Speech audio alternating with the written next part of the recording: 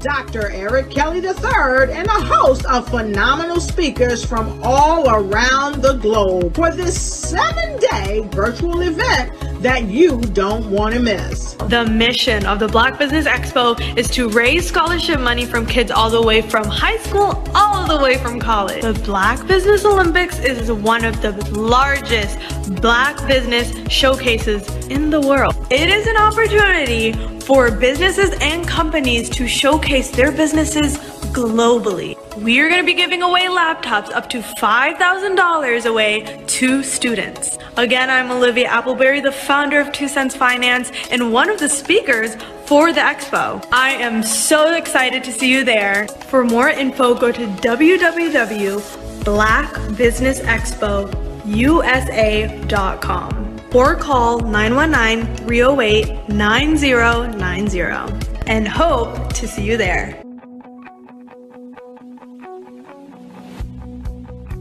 I am Black Business.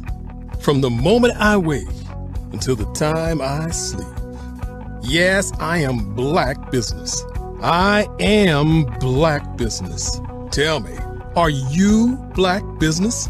I am Black Business. Do you support Black businesses? Listen, I support Black business because I am Black Business.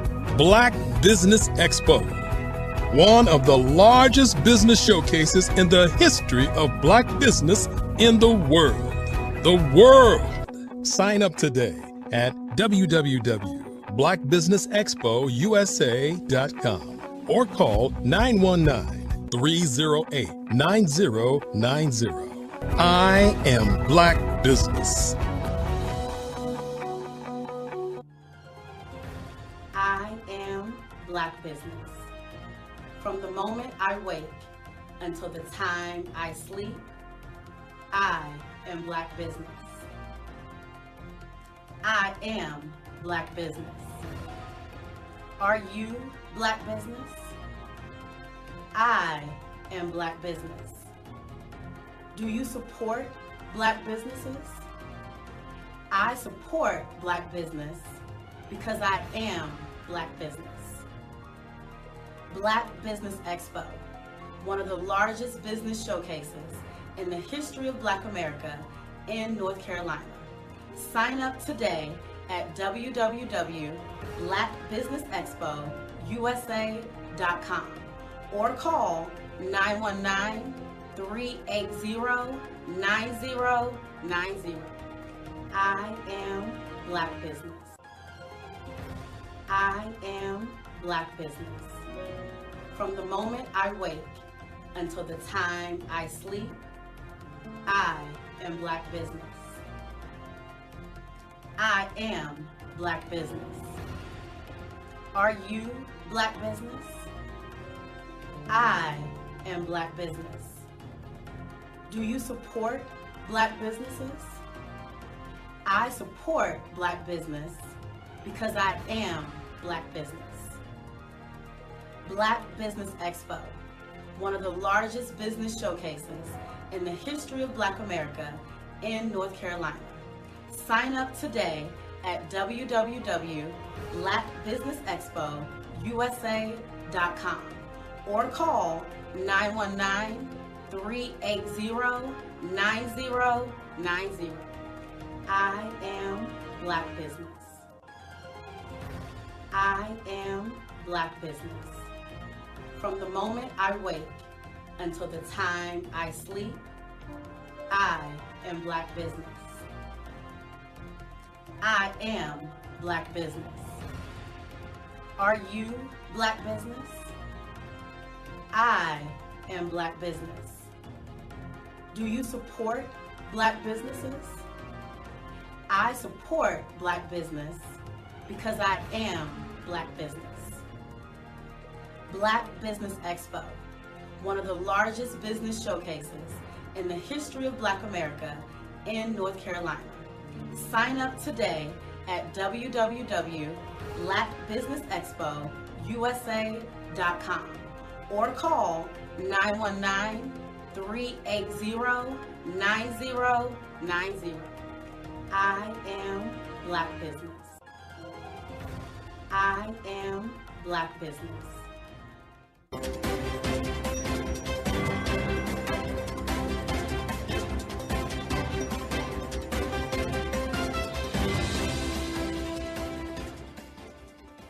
Over the past few years, we've seen the growth of existing and new initiatives focused on financial inclusion, building global networks, and reducing the wealth gap in response to the idea there's not enough seats at the table.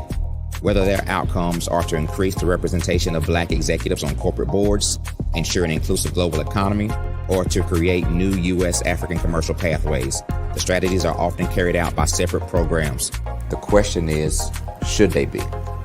With the continent of Africa being home to more than half of the world's fastest growing economies, the youngest workforce, over 400 companies generating more than $1 billion annually, 700 generating more than $500 million annually that are poised for growth, and being the destination of nearly $5 billion in venture capital in 2021.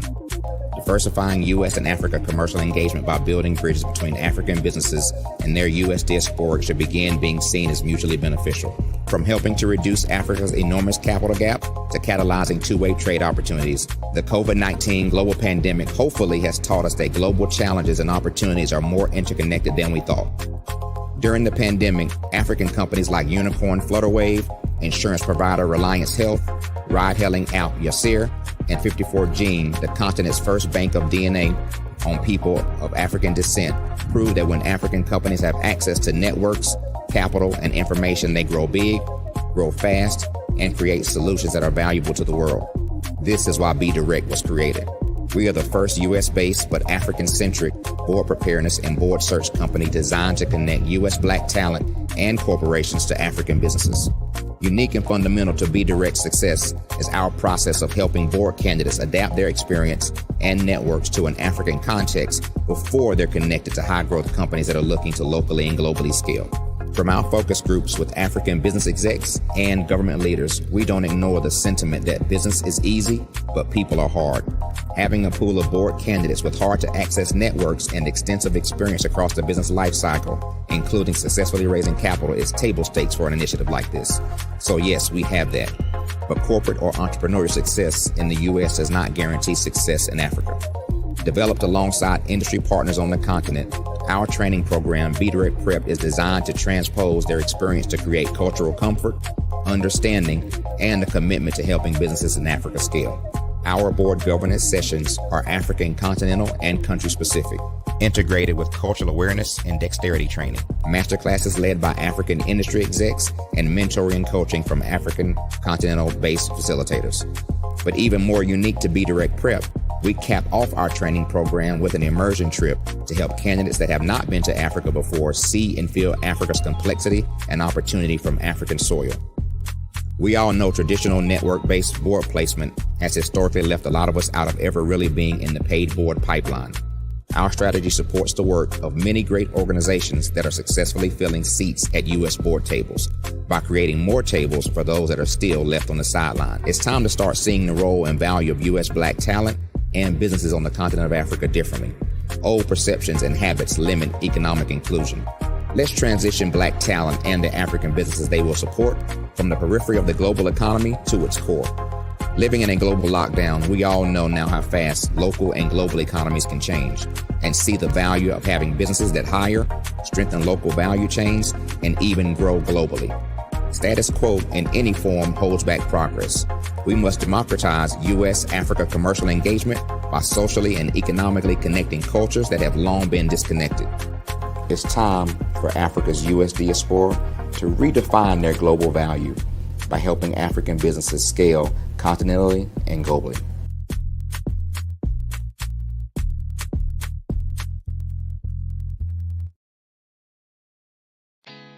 Did you know women represent just 3% of Fortune 500 CEOs and less than 15% of corporate executives at top companies worldwide? Have you wondered what the secrets are to getting into the top ranks, whether in the private or public sector? Do you want to figure out how to stop being held back in your career or passed over for promotion? Then you're in the right place. Hi, I'm Dr. Madeline Ann Lewis, President and CEO of the Executive Women's Success Institute. I have decades of experience in the military, the federal government, and corporate America, and my mission is to help women succeed and tap into their full potential. I want to reach 1 million plus women around the world to become the leaders they are meant to be. So if you want to move into a management or executive level position, or maybe you are a female veteran transitioning out of the military into business entrepreneurship, then reach out to the Executive Women's Success Institute at 301-693-3284. Let us get you on the fast track to success.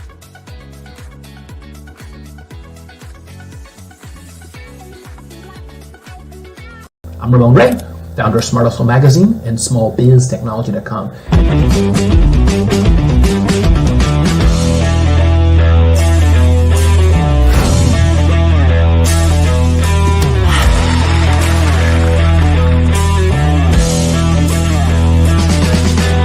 You're here today to celebrate small business success. Stand up on your feet. You rocked the house. It was amazing. Didn't we learn? For me, success comes from failure. One thing not to do is shake somebody's hand like this.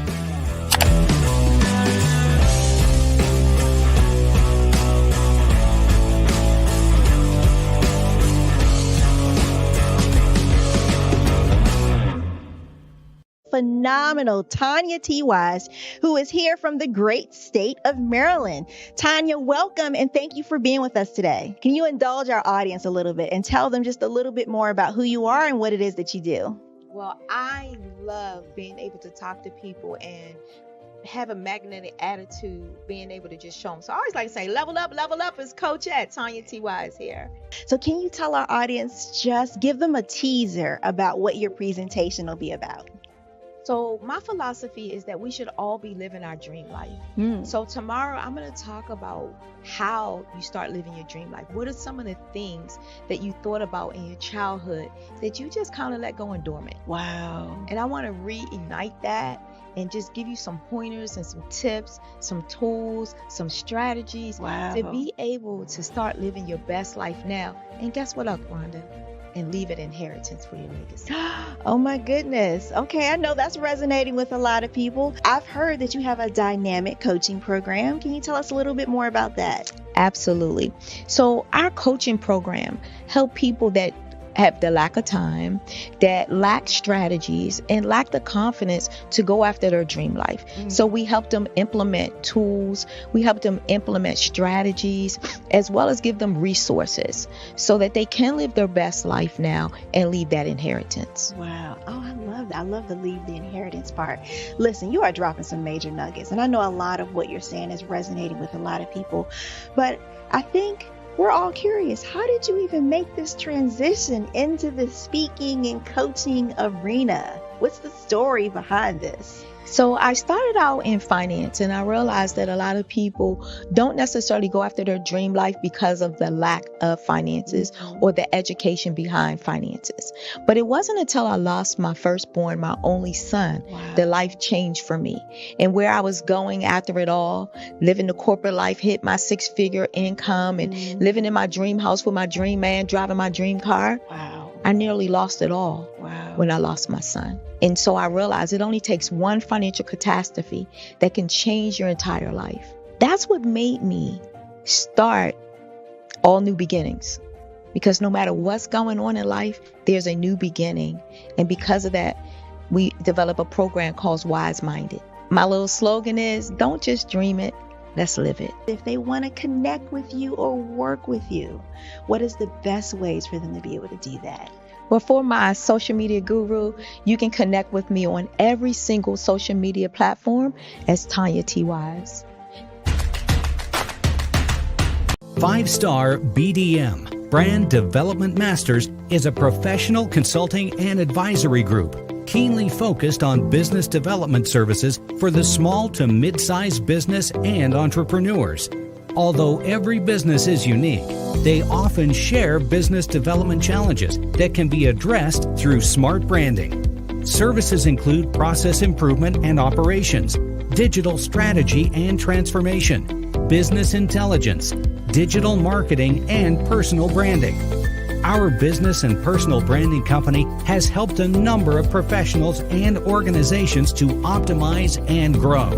This results in more business, more opportunities, better reach, positive outcomes. Visit www.5starbdm.com today to learn more. Hey everyone, it's Grant McGaw, CEO of 5-Star BDM and host of the award-winning Follow the Brand podcast and TV series, where I help you to build a 5-star brand that people will follow. My genius is personal brand development through intelligent communication and helping you achieve your business and career goals. I am a requested speaker on digital technology and brand development issues. I want to work with you to increase the value of your current opportunities while attracting new ones. Every one of you is unique, and we all share challenges that can be addressed through smart branding. As a super connector, I work with you as an executive coach to guide you along the complicated business and career development road, providing the enhancement tools and information you need to succeed. Together, I will help you succeed in today's challenging business climate. I will evaluate and measure your progress. Best of all, I am right alongside you every step of the way. Build the brand called you. Genius is coming.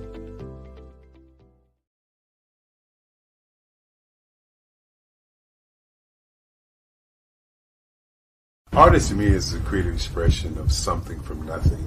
You know, it explodes onto the canvas, or it explodes on in my work. One of the things that I try to do more than anything is I try to just give the lines and the movements and emotions and expressions into to what I do. Art really means to me a chance to express how I feel deep down inside. Most of my art begins as a thought that I might have, you know, whether it's sports, whether it's history, whether it's a woman or a man. It pretty much starts as an idea of thought before I get into the actual image of what I'm going to draw. I do a lot of historical pieces. I was a history minor in college, and I love to do history pieces. And a lot of times I'm thinking about history, and then I try to make that history impact you as you look at it. That's one of the reasons I do pictures so large.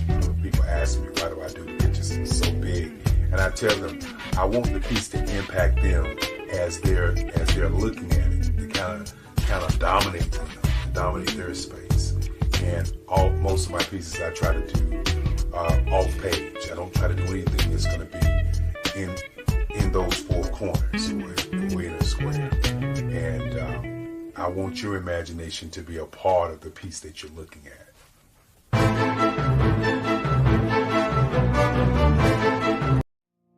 Did you know that approximately 333.34 million businesses exist today, according to a report from 2021? And you may be one of those businesses, or maybe you're not in the business market yet, but you're aspiring to be a business owner. Well, guess what? You're in the right place at the right time. Because let's face it, everything is about timing and opportunity. Hi, my name is Dr. Lotus Richey, and I'm the CEO and founder of the Lotus Richey Coaching and Consulting LLC, along with the Lotus Richey Ignite Show. 15 minutes of success with Dr. Lotus Richey, as well as books to boom your business and bring who you are.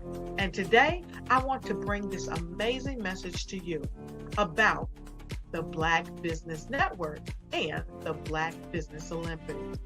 See, the Black Business Network and the Black Business Olympics is designed to help people just like you, that's right, that look like me, to take their business to the next level. Not just in your front yard or your backyard, but globally. The Black Business Network and Black Business Olympics is designed not to just help you survive, but to help you thrive.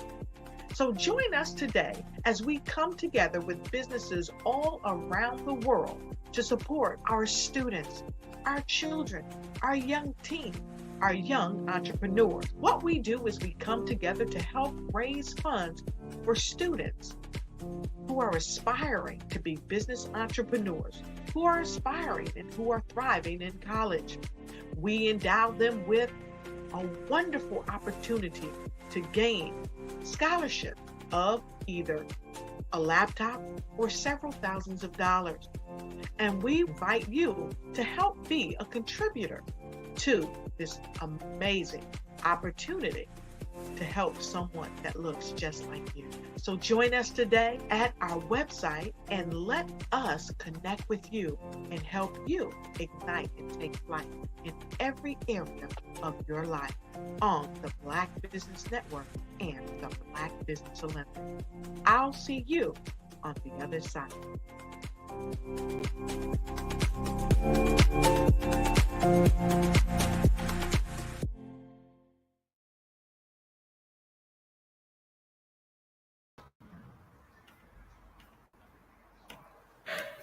Good day, business owners, entrepreneurs, thought leaders, and corporations. Welcome to Black Business Network. My name is Nathan Twali Mlenga, and I am from Africa. You are watching me actually from Lusaka, Zambia.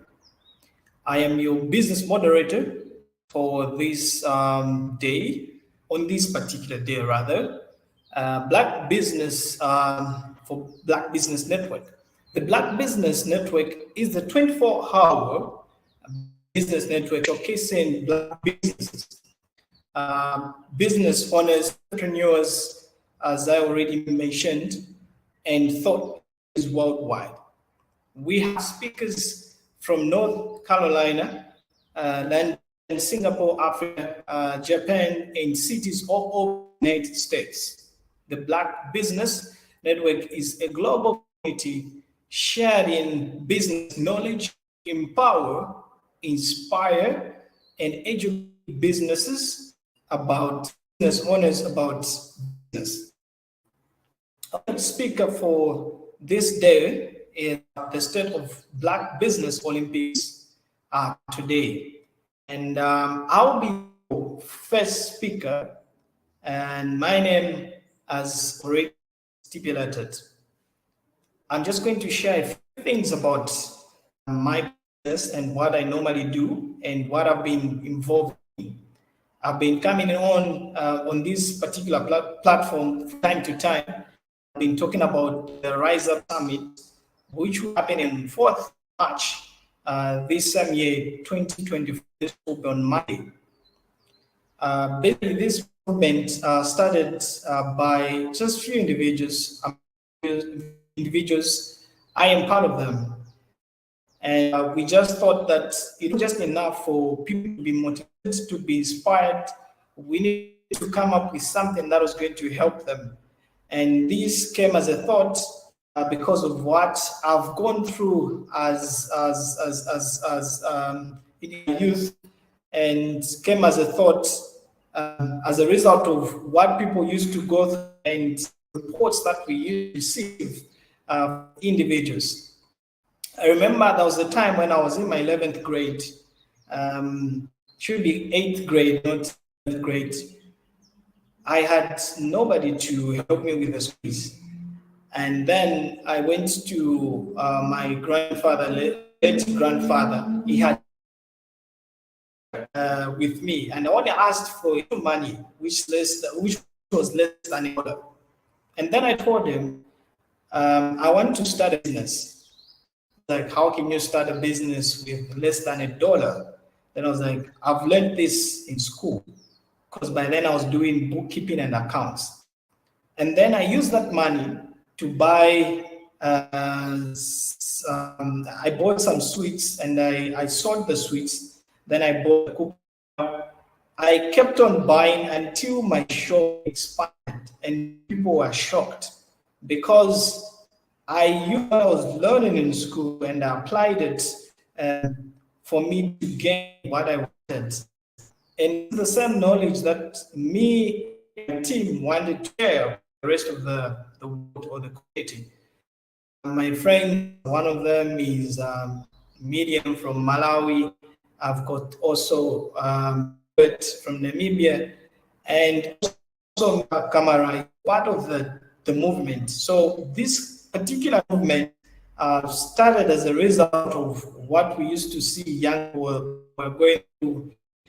In others were having challenges when it comes to school. Others were having challenges when it comes to just for them to live up to the standards. So we agreed and said to ourselves, we have to start something, a movement, because what we normally used to see from the traditional inspirational talks or motivational talks or shows is where people would go and attend those shows without even being given anything. On top of that, they'll pay the monies for the tickets for them to be allowed to enter the shows. There's nothing wrong with that.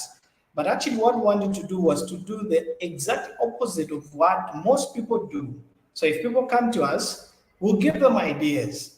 And if at all we have enough monies in our coffers, we'll help them to do, like for those who are having startup businesses, we'll help them to start their business as long as they present or they pitch their ideas to us. So for example, the one that we'll be having on Monday, the Rise Up Summit, the one is called Rise Up because we want people to rise above challenges, to rise above whatever it is that they're going through in life. So talking of challenges, just like I've already mentioned, in Africa, many people think of Africa as the place where, there's poverty, there's this. Actually, there are a lot of opportunities here. And if people were to come and invest back in Africa, that can be a greater opportunity because we already have technology here. I'm using technology. I'm able to communicate with the rest of the world because of technology. And someone thought about it that they needed to rise above challenges. They identified issues, and those same issues, they turned them into capital. So even as it's not that we want to make money for us to keep things going. Yes, of course, the organizations will need money for it to run.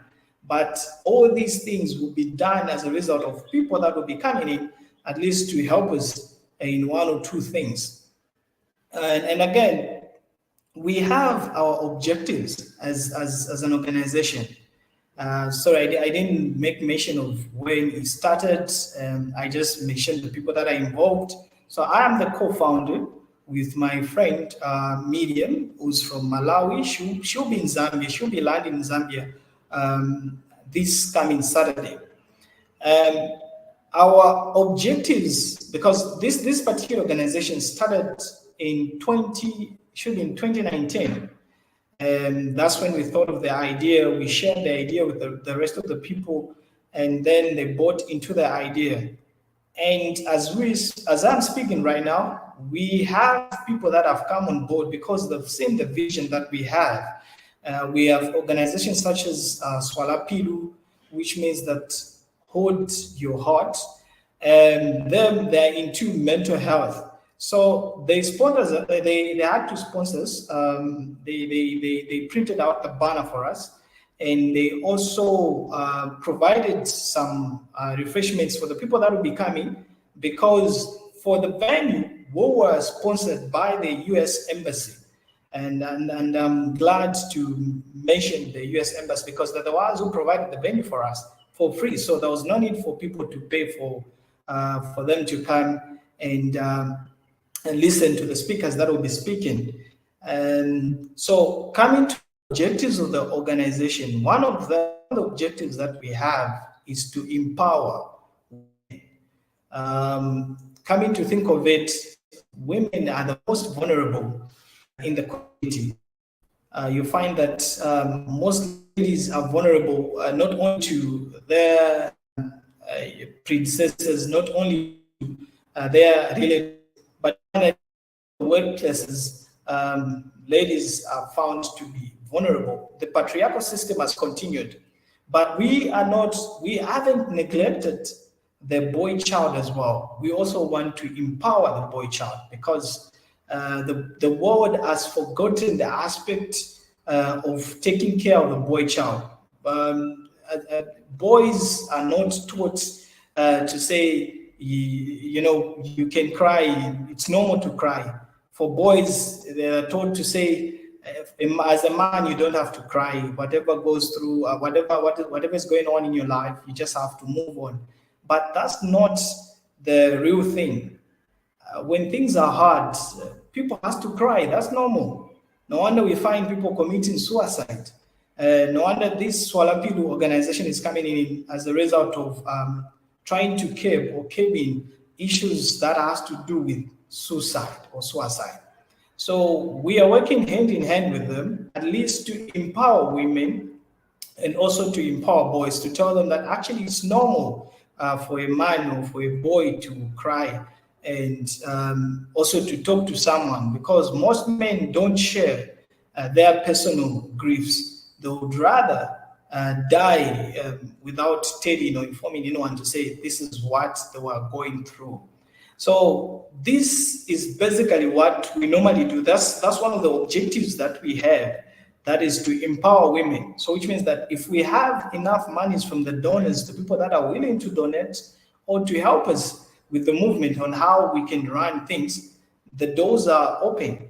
So we are there to support. It's not only in Zambia that we're doing this, also in Malawi, in Namibia, South Africa, Ghana, and we have a few individuals that have jumped on board. So in order for us to empower women, we need resources, and one of the resources is money. We need money. We also need human resource, where we can be sending people who are able to identify those individuals that are willing to bring change. We need, because there are a lot of women out there, they've got ideas, but they don't have capital. We understand that the world is faced with, is faced with a lot of challenges. Just some few years ago, we are faced with COVID-19, and now we're also having other challenges that may hinder people not from progressing. So the other objective that we have as Rise Up movement or Rise Up Summit movement is that we also want to educate. Apart from empowering them, we also want to educate them. So we have a program where when we have enough money, we'll get some of the monies. We sponsor those who are in tertiary education. We also sponsor those who are in secondary and elementary. We also try to sponsor those who would like to study abroad, but at the moment we are just dealing with the locals. So when the monies are enough, our objective is to make sure that we sponsor not only the less privileged, but there are those who are in school. It's just that maybe their parents are just having some difficulties. We also try to jump in.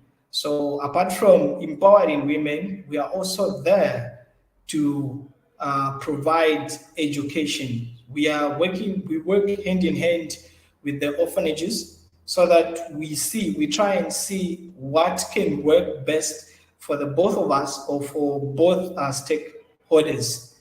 We also try by all means to provide rehabilitation centers for the street kids, because we understand that they also need help, in as much as they may be in the streets. Some of them, of course, they have a genuine reason of being there, but that's not the better place for someone to stay, because they need shelter, they need food, and you find that the things that they're taking in is not even good for their health.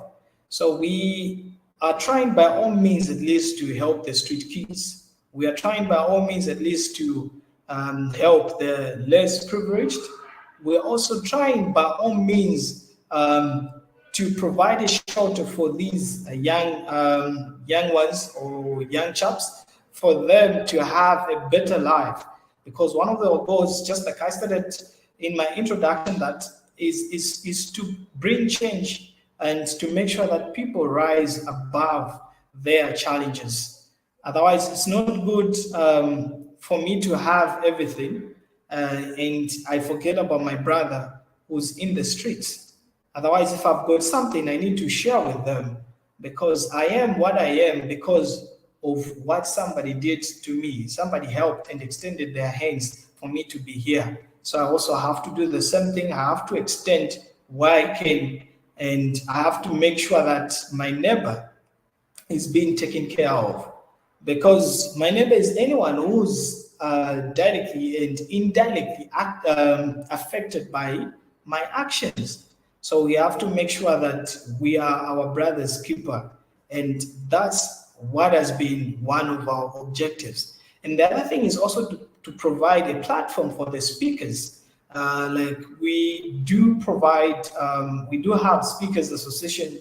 One of the organization is Fly High Speakers Association, where we engage speakers. We provide them with a platform where they'll come and speak, and we even find audience. We provide them with people, and then they just have to come, because we want to try and identify talents that people have, because others are good at speaking, then others are also good at teaching. So we want to try by all necessary means to identify. So that's also another objective that we have, which is to identify the talents that individuals have. So we are working tirelessly just to make sure that we do our level best to do that which is required for people to get there. Then the other thing that we are also doing, we try. It's just that it's very sad. May he so rest in peace, the late president of Namibia. We were trying to engage with the government and also some organizations from Namibia. The process even started. It's just that there's state funeral in Namibia. It just died a month ago. So, which is very sad, but otherwise we tried by all means to engage governments, to work with them, apart from providing platforms for the speakers to come and speak on our platforms, on our shows. So talking of the speakers, on Monday we will have some speakers. Some of them are doctors, some of them are lawyers, some of them are farmers. We have one particular speaker who's done doctorate. She's even the dean of law school of one of the schools in Zambia, and these are it's a tier 1 school.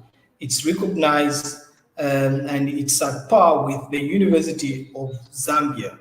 Her name is Dr. Chinambu Kafwidu, and she's one of the respected individuals that I've ever seen, and she's mentored me in many ways, legally, emotionally, everything. Like, she's mentored me, and this will be one of the speakers that will come and speak at this important event. The other speaker that we'll have is no other than Ambassador Michelle Banda. She is the former ambassador to Malaysia, Zambia to Malaysia. She worked there during the times of should be Sata or Mwanawasa, and her works were recognized by the state. Actually, she's a very hardworking woman. She holds masters in law. She also holds degree in law, and she also has got other businesses. She's worked with international organizations. She's also worked, she's the human rights activist. The other speakers that we also have Miss Mtinta Mono. She's the farmer, a teacher and a consultant.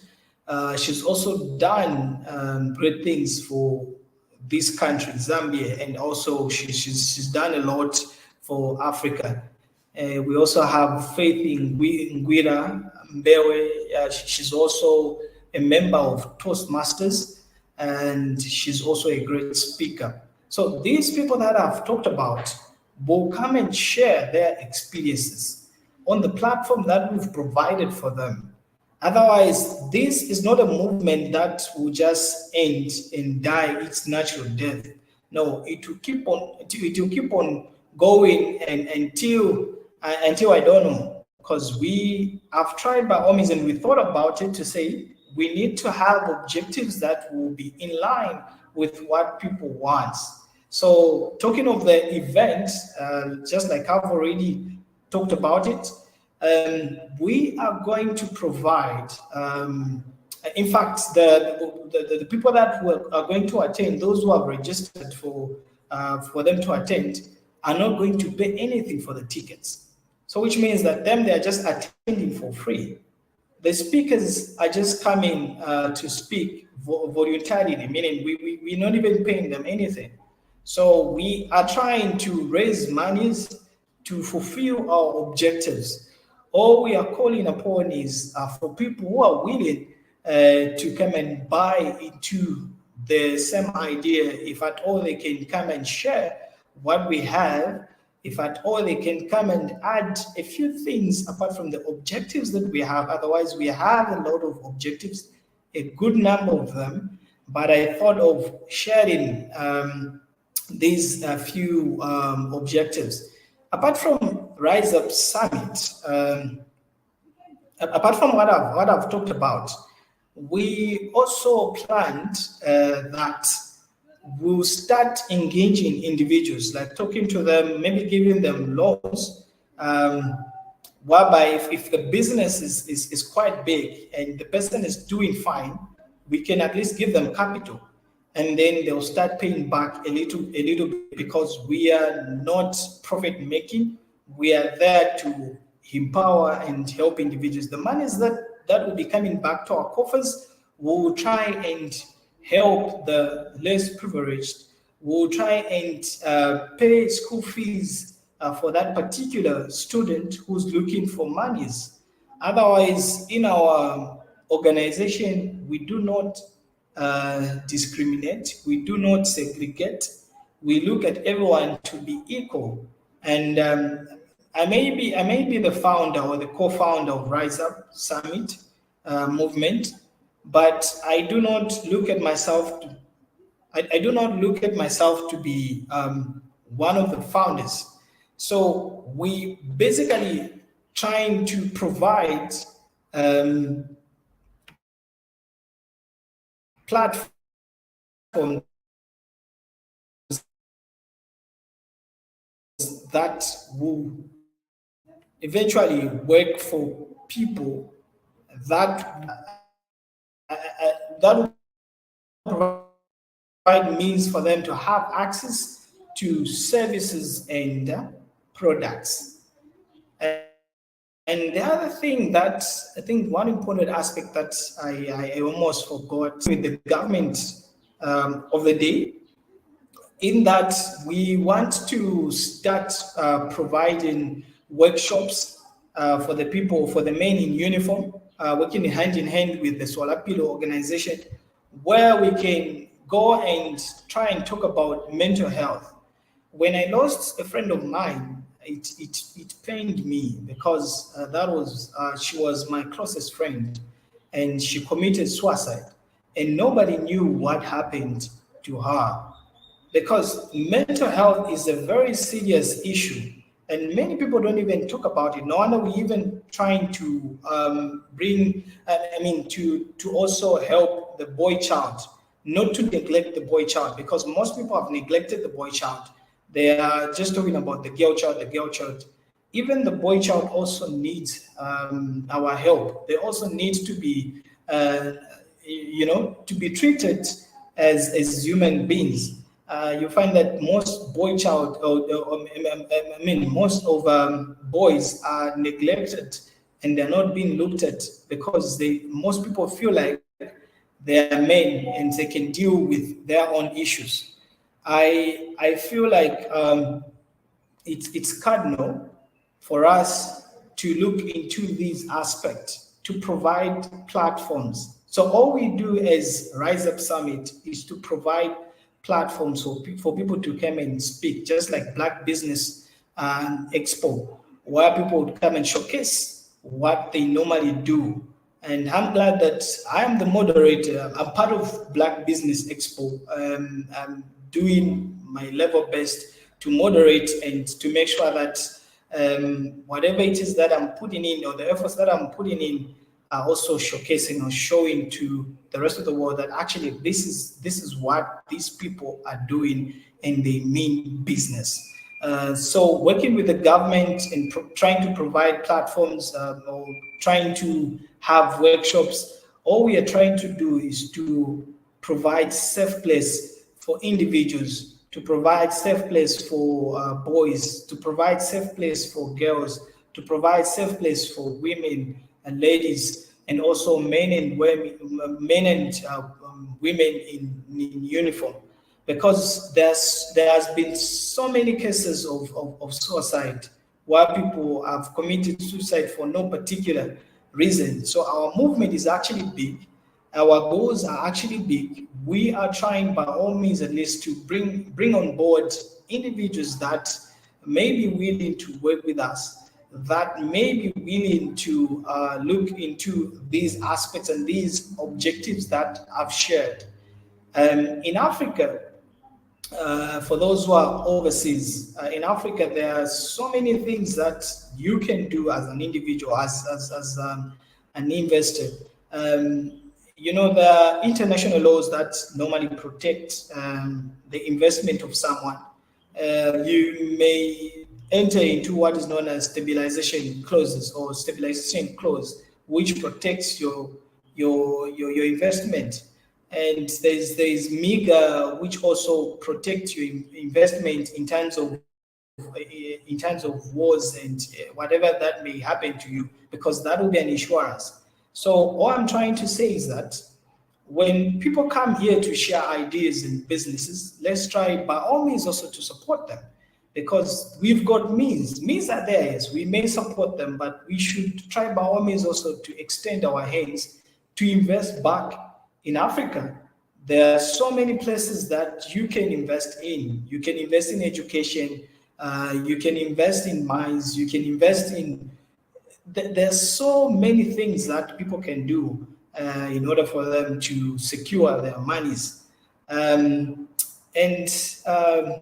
Maybe just to talk about the team that is managing Swalapilo, because I've talked much about Rise Up Summit movement. So for Swalapilo, we have the founder, goes by the name of Mary Kufanga. She's the one who came up with the initiative, because she thought about it. She was like, many people are dying and no one is talking about it. Of course, others were just thinking about it, but they were not acting on it, because the world is in need of men who are action-oriented. We need to act. Whenever we've identified an issue, we need to act. No wonder we are seeing billionaires of nowadays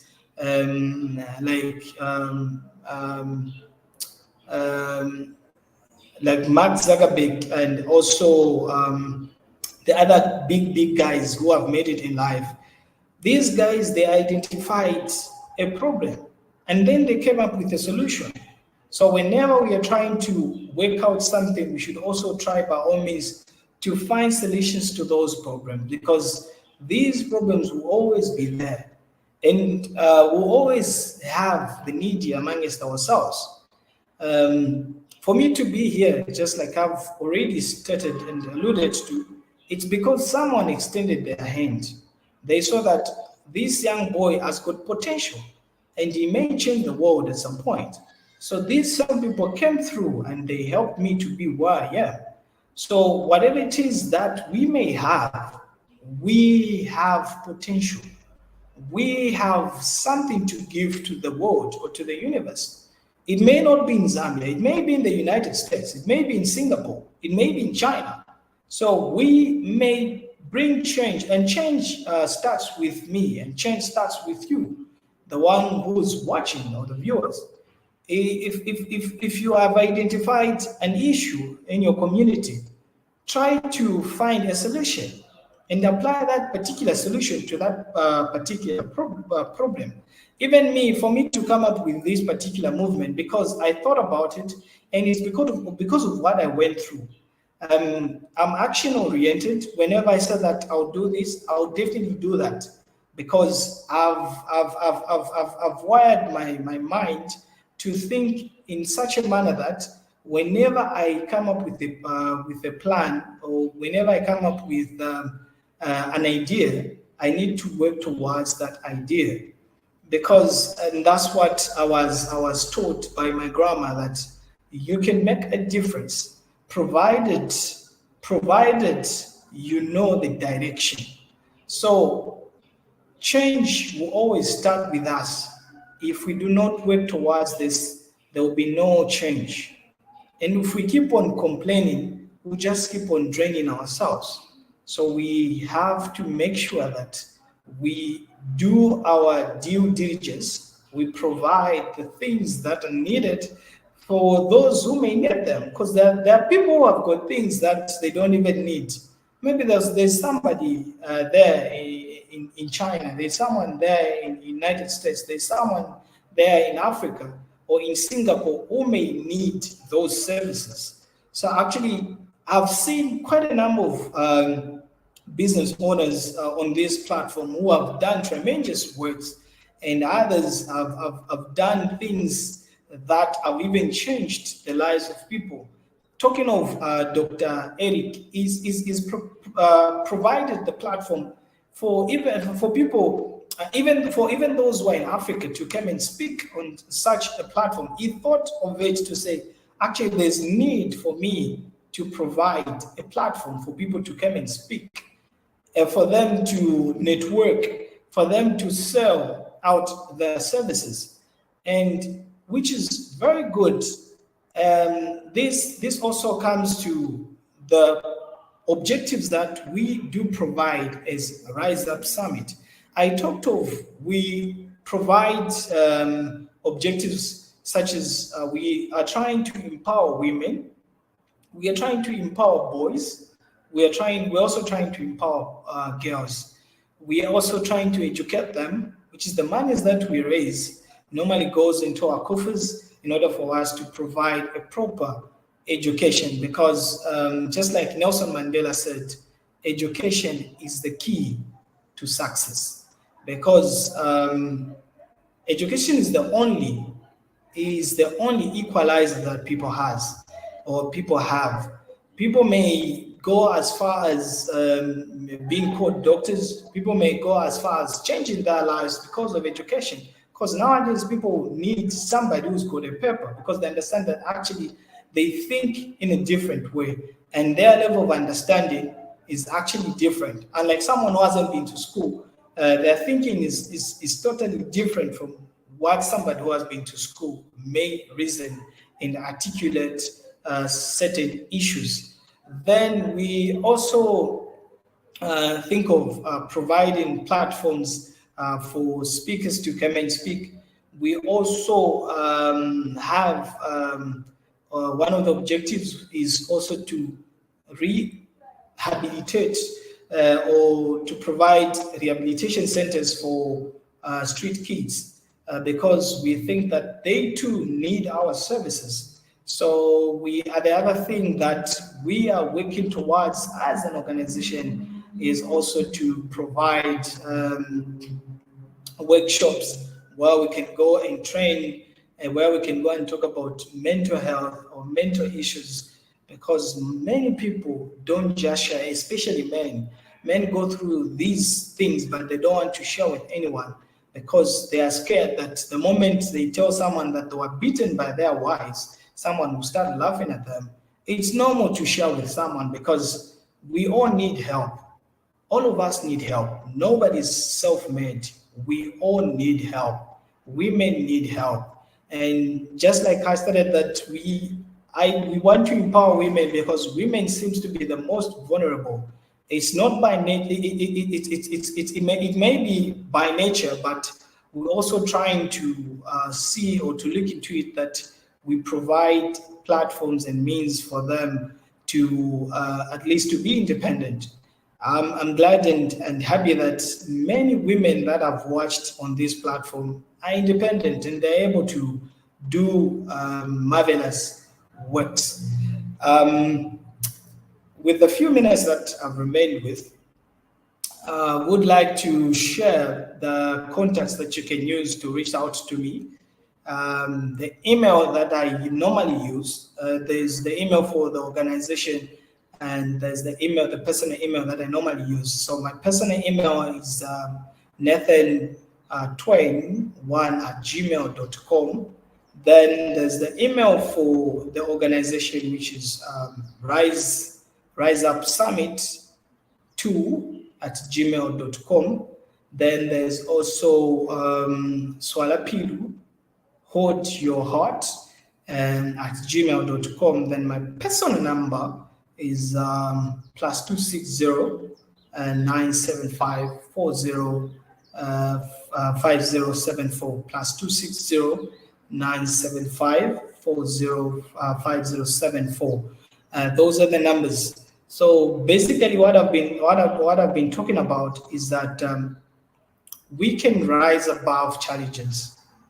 So the kind of business that we're engaged in, because we're providing services to people, is that we want to provide platforms for speakers to come and speak. We want to provide shelter for the street kids. We are also trying to provide education for the less privileged. So whatever money that we raise, even the monies that we raise from the fundraising that will be raising from the articles that we'll be selling, such as the t-shirts, the hoodies, the cups, the caps, those monies will go directly into the coffers, and they will serve the purpose that they are intended to serve. Otherwise, it's been a prompt pleasure for me to speak here as the first speaker. I will see you on the other side. My name is Nathan Twali Mlenga from Lusaka, Zambia. Thank you. I am Black Business. From the moment I wake until the time I sleep, I am Black Business. I am Black Business. Are you Black Business? I am Black Business. Do you support Black businesses? I support Black business because I am Black Business. Black Business Expo, one of the largest business showcases in the history of Black business in the world. Sign up today at www.blackbusinessexpousa.com or call 919-308-9090. I am Black Business.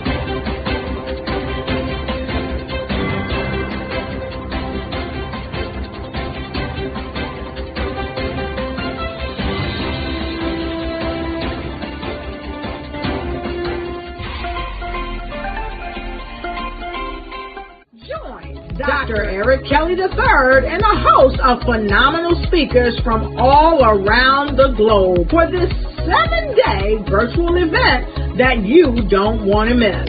The mission of the Black Business Expo is to raise scholarship money from kids all the way from high school, all the way from college. The Black Business Olympics is one of the largest Black business showcases in the world. It is an opportunity for businesses and companies to showcase their businesses globally. We are going to be giving away laptops up to $5,000 away to students.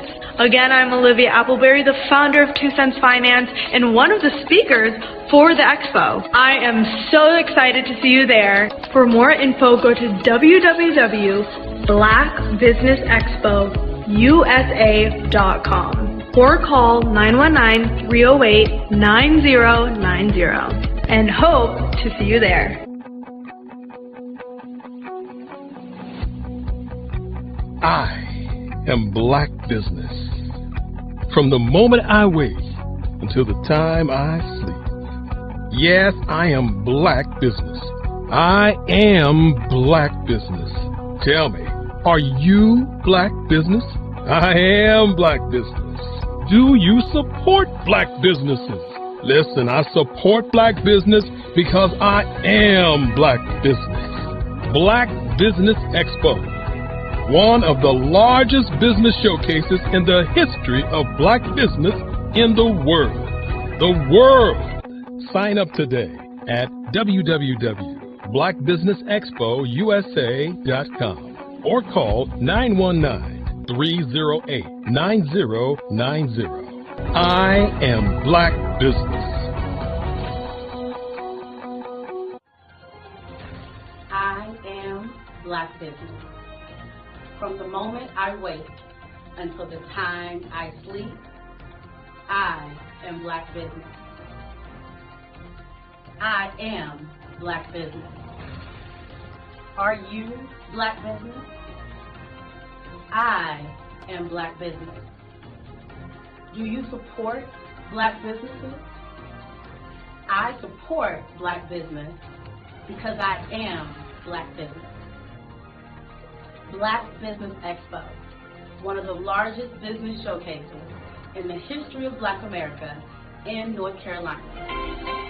Join Dr. Eric Kelly III and a host of phenomenal speakers from all around the globe for this 7-day virtual event that you don't want to miss.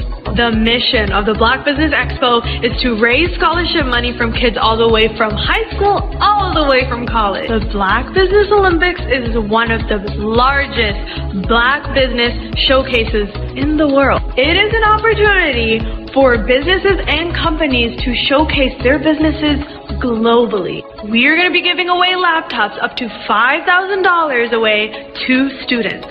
Again, I'm Olivia Appleberry, the founder of 2 Cents Finance and one of the speakers for the expo. I am so excited to see you there. For more info, go to www.blackbusinessexpousa.com or call 919-308-9090 and hope to see you there.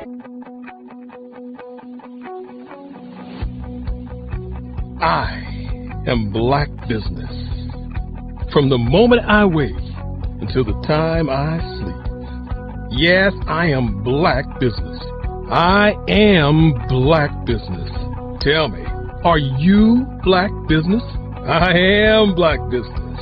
Do you support Black businesses? Listen, I support Black business because I am Black Business. Black Business Expo, one of the largest business showcases in the history of Black business in the world.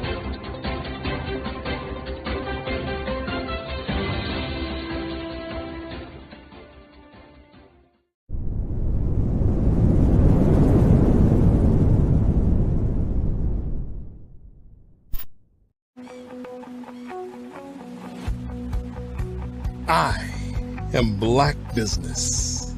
From the moment I wake until the time I sleep. Yes, I am Black Business. I am Black Business.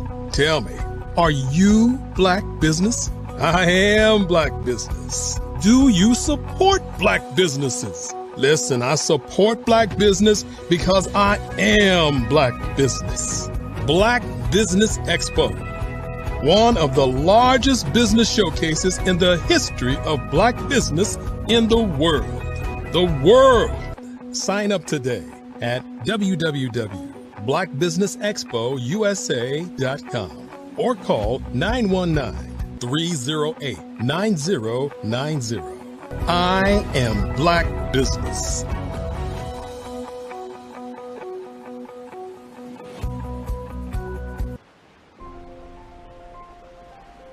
What if you could build your own city? A place where every child can find nurturing people to help them achieve their full potential. A place where every adult can access job training support, where health education is abundant, where social justice ruled the land. A place without limitations. Welcome. You have arrived at STEM City USA. It is what every city should be. A safe and trusted community where you find people and resources to help you become everything you are and beyond. STEM City is unlike anything you have ever experienced. It is a digital twin of the world around you, only better. STEM City is about energy and soul renewal. It is more than a digital world. You can almost feel the power of live cultural events, music, and theater. STEM City promises a better future for children with caring mentors and hands-on activities with dedicated tutors to support our youth. STEM City is your passport to a healthy lifestyle with weekly events addressing our community's many issues.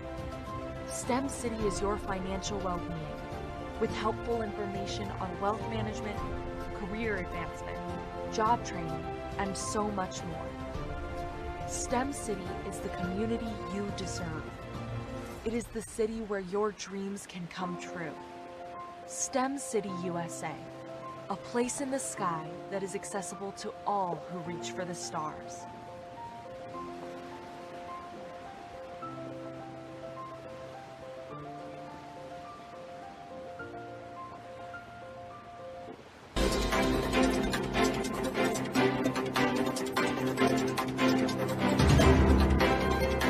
Hello, I am Dr. Eric Kelly III, the visionary strategist and founder of the Black Business Olympics. I invite you to showcase your Black-owned businesses on the Black Business Network global stage. The Black Business Olympics is a global Black Business Network platform that propels Black-owned businesses into the international spotlight. By showcasing your business on the Black Business Olympics platform, you can reach a worldwide audience of potential customers, partners, and investors. You can also establish yourself as a thought leader and expert in your field, attract lucrative partnerships, and more speaking engagements. In addition, the Black Business Olympics platform provides a valuable opportunity to connect and collaborate with like-minded entrepreneurs and business professionals from around the world. This can lead to new business opportunities, ideas, and relationships. Finally, by sharing your story and expertise on the Black Business Olympics platform, you can inspire and empower others. This is a powerful way to make a positive impact on the world and leave a lasting legacy. If you are a Black-owned business owner, I encourage you to seize the opportunity to showcase your business on the Black Business Olympics platform. It is a once-in-a-lifetime opportunity to make an indelible mark on the world. Be one of the 1,000 visionary entrepreneurs who are changing students' lives, shaping industries, and leaving an unforgettable legacy for their families. Unleash your voice on our global stage and watch your business thrive. Black Business Olympics is one of the largest Black business showcases in the history of Black business in the world. Yes, the entire world. Just give me a call today at 919-308-9090.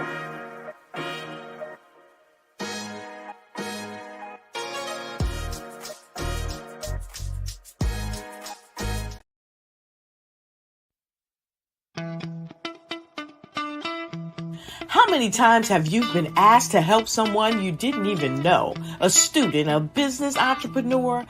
Or did you ever even ask, where did they end up?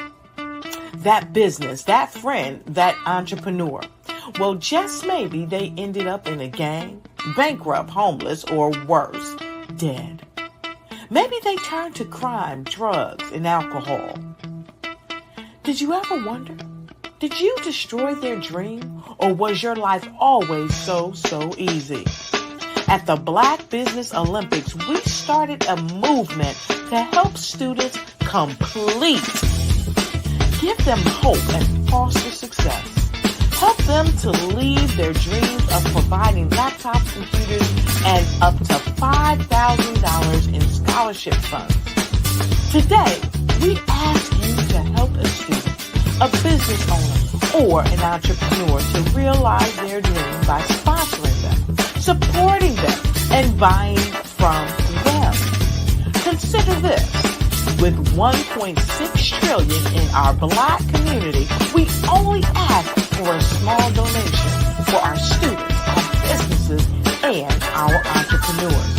And you can change a life today. So I ask you, what are you going to do? Sit on the sideline and watch our students in high school be leaders, miss out on their dream from lack of resources? Or are you going to donate to the movement and change their future and yours as well? Give us a call today at 919-308-9090. Change their life by investing with action to the Black Business Olympic Fund. The Black Business Olympics, one of the largest business showcases of Black business in the history of the world.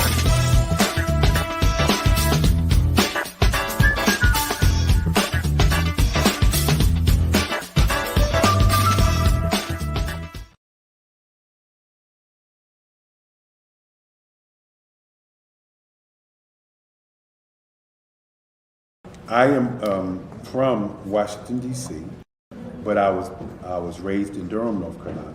I came to Durham when I was about 5 or 6, and then I traveled back and forth to D.C. because it's where my people are from. One of the unique things about my family is my mother, she's also an artist. She does quilting, and she does a lot of artistic things. And then my son, he draws with both hands, his right hand and his left hand like I do. So that's kind of a family trait. And then my other son, he's a videographer, and my daughter, she works, she's a regional vice president for Sunglass. When you start out drawing and sketching, you want to continue to explore, you know, each avenue. I do pastels, I do pen and ink, I do painting, I do acrylics. I haven't done oils yet, but I try to do all facets of art. What I say to a lot of times to people is, you know, you can't put yourself in a box when you're an artist. You have to explore. And over the course of my life, I've tried to explore different mediums. I also do sculpture as well.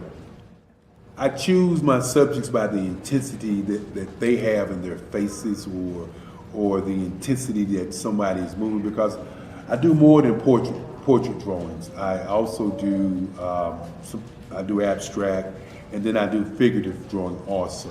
Well, what happened in this particular show is that I started out trying to come up with something that would be a little bit different than what everybody else is doing. So I was working on a Barack Obama show, and they wanted me to do some paintings of Barack. And so what I did was, because of the deadlines, I kind of did it kind of fast. And then I realized when I was doing it fast, I enjoyed it. And so then I started doing other pieces the same way, and I started to enjoy those pieces also.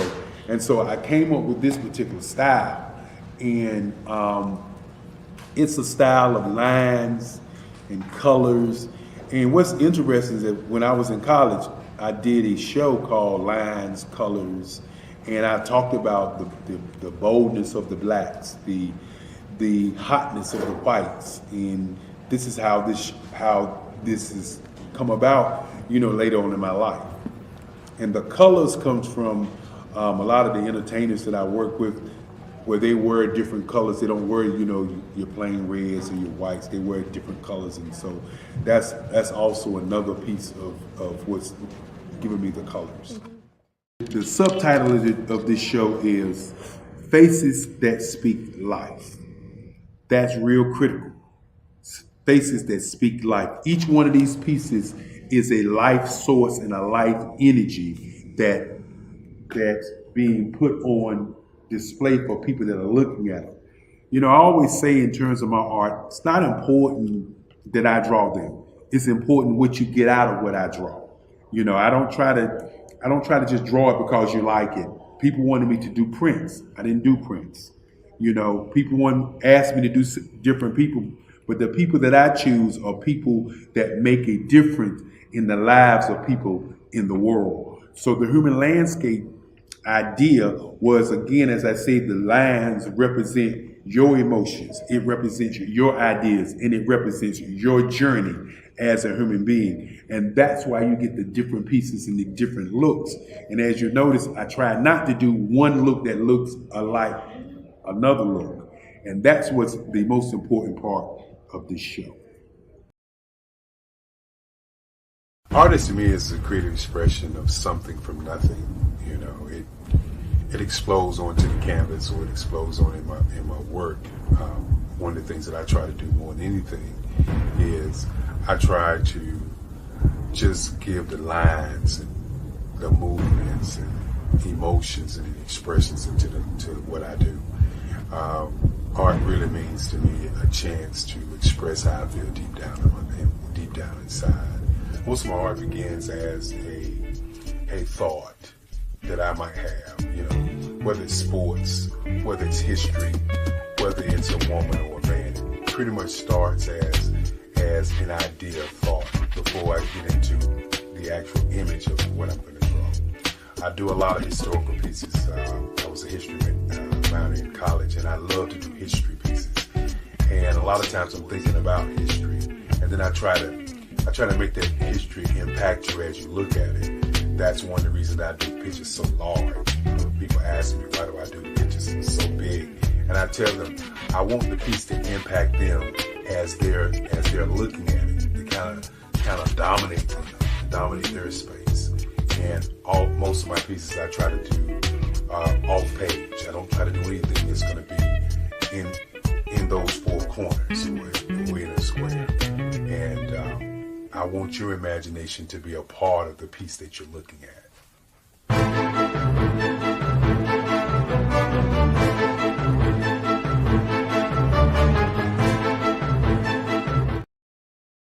Art to me is a creative expression of something from nothing.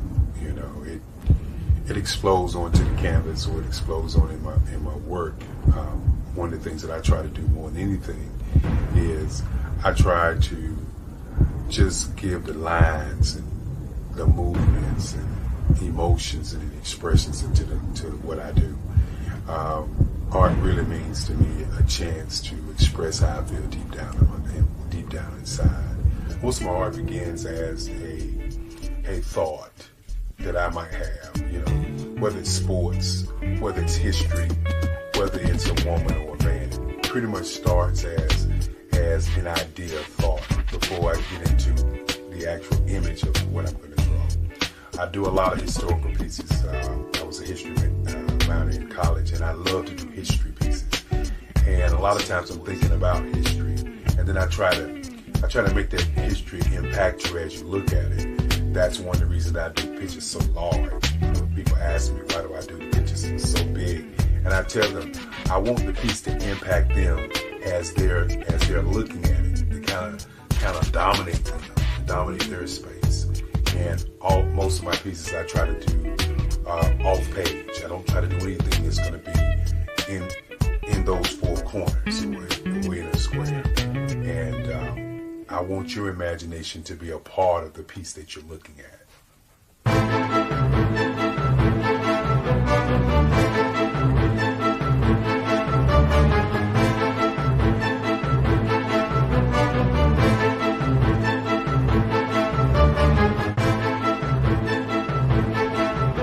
way I feel when I'm drawing, when I'm creating something, is I feel free.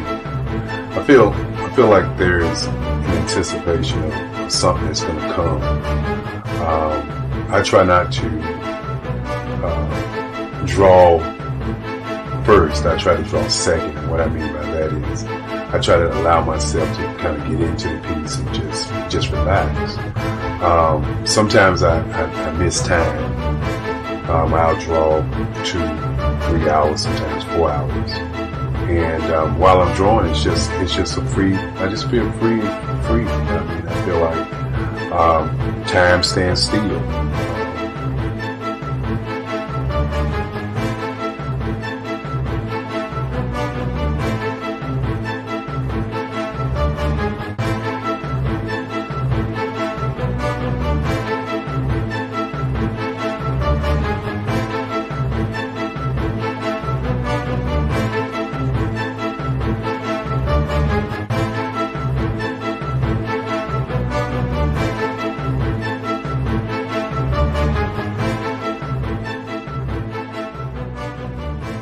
That's what it's all about in terms of the lines and the colors in my work, is to get an expression, to go deeper and past just what you see on the surface, but to go in and try to find an expression that everybody gets a different taste of what that expression is, whether it's anger or whether it's being happy or whether it's being, kind of calm or nonchalant.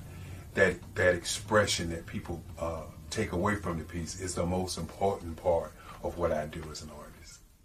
Bold is the size of my pieces, where I try to do the piece larger than life, kind of push forward toward you. That's what the boldness is all about. It's not so much about the lines, it's about the size.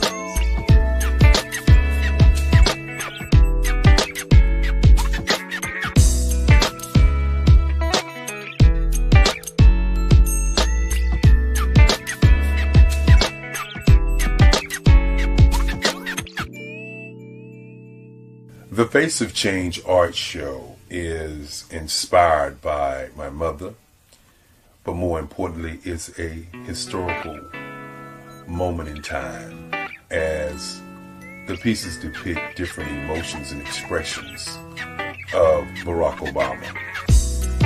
The 44th president is indicative of the 44 pieces of art that I have done in this particular collection.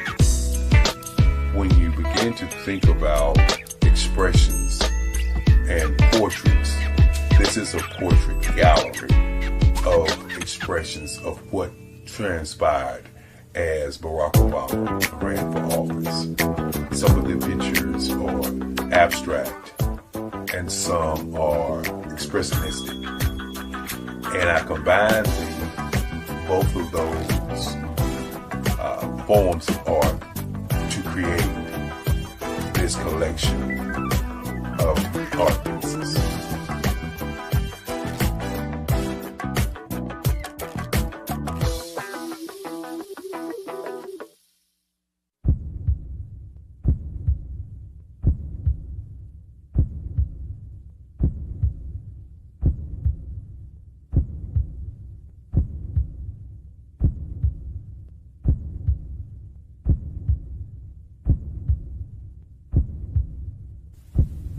Overcomer, brilliant,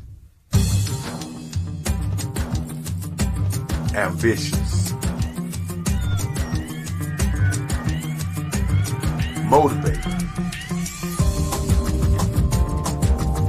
awesome. Obama.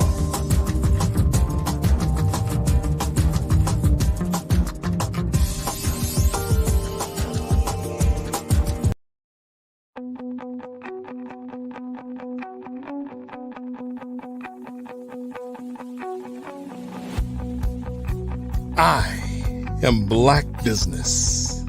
From the moment I wake until the time I sleep.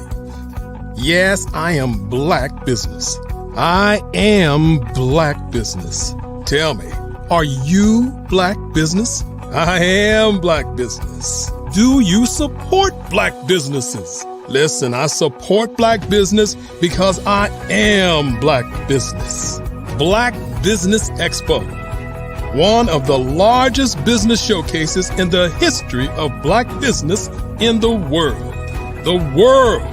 Sign up today at www.blackbusinessexpousa.com or call 919-308-9090. I am Black business.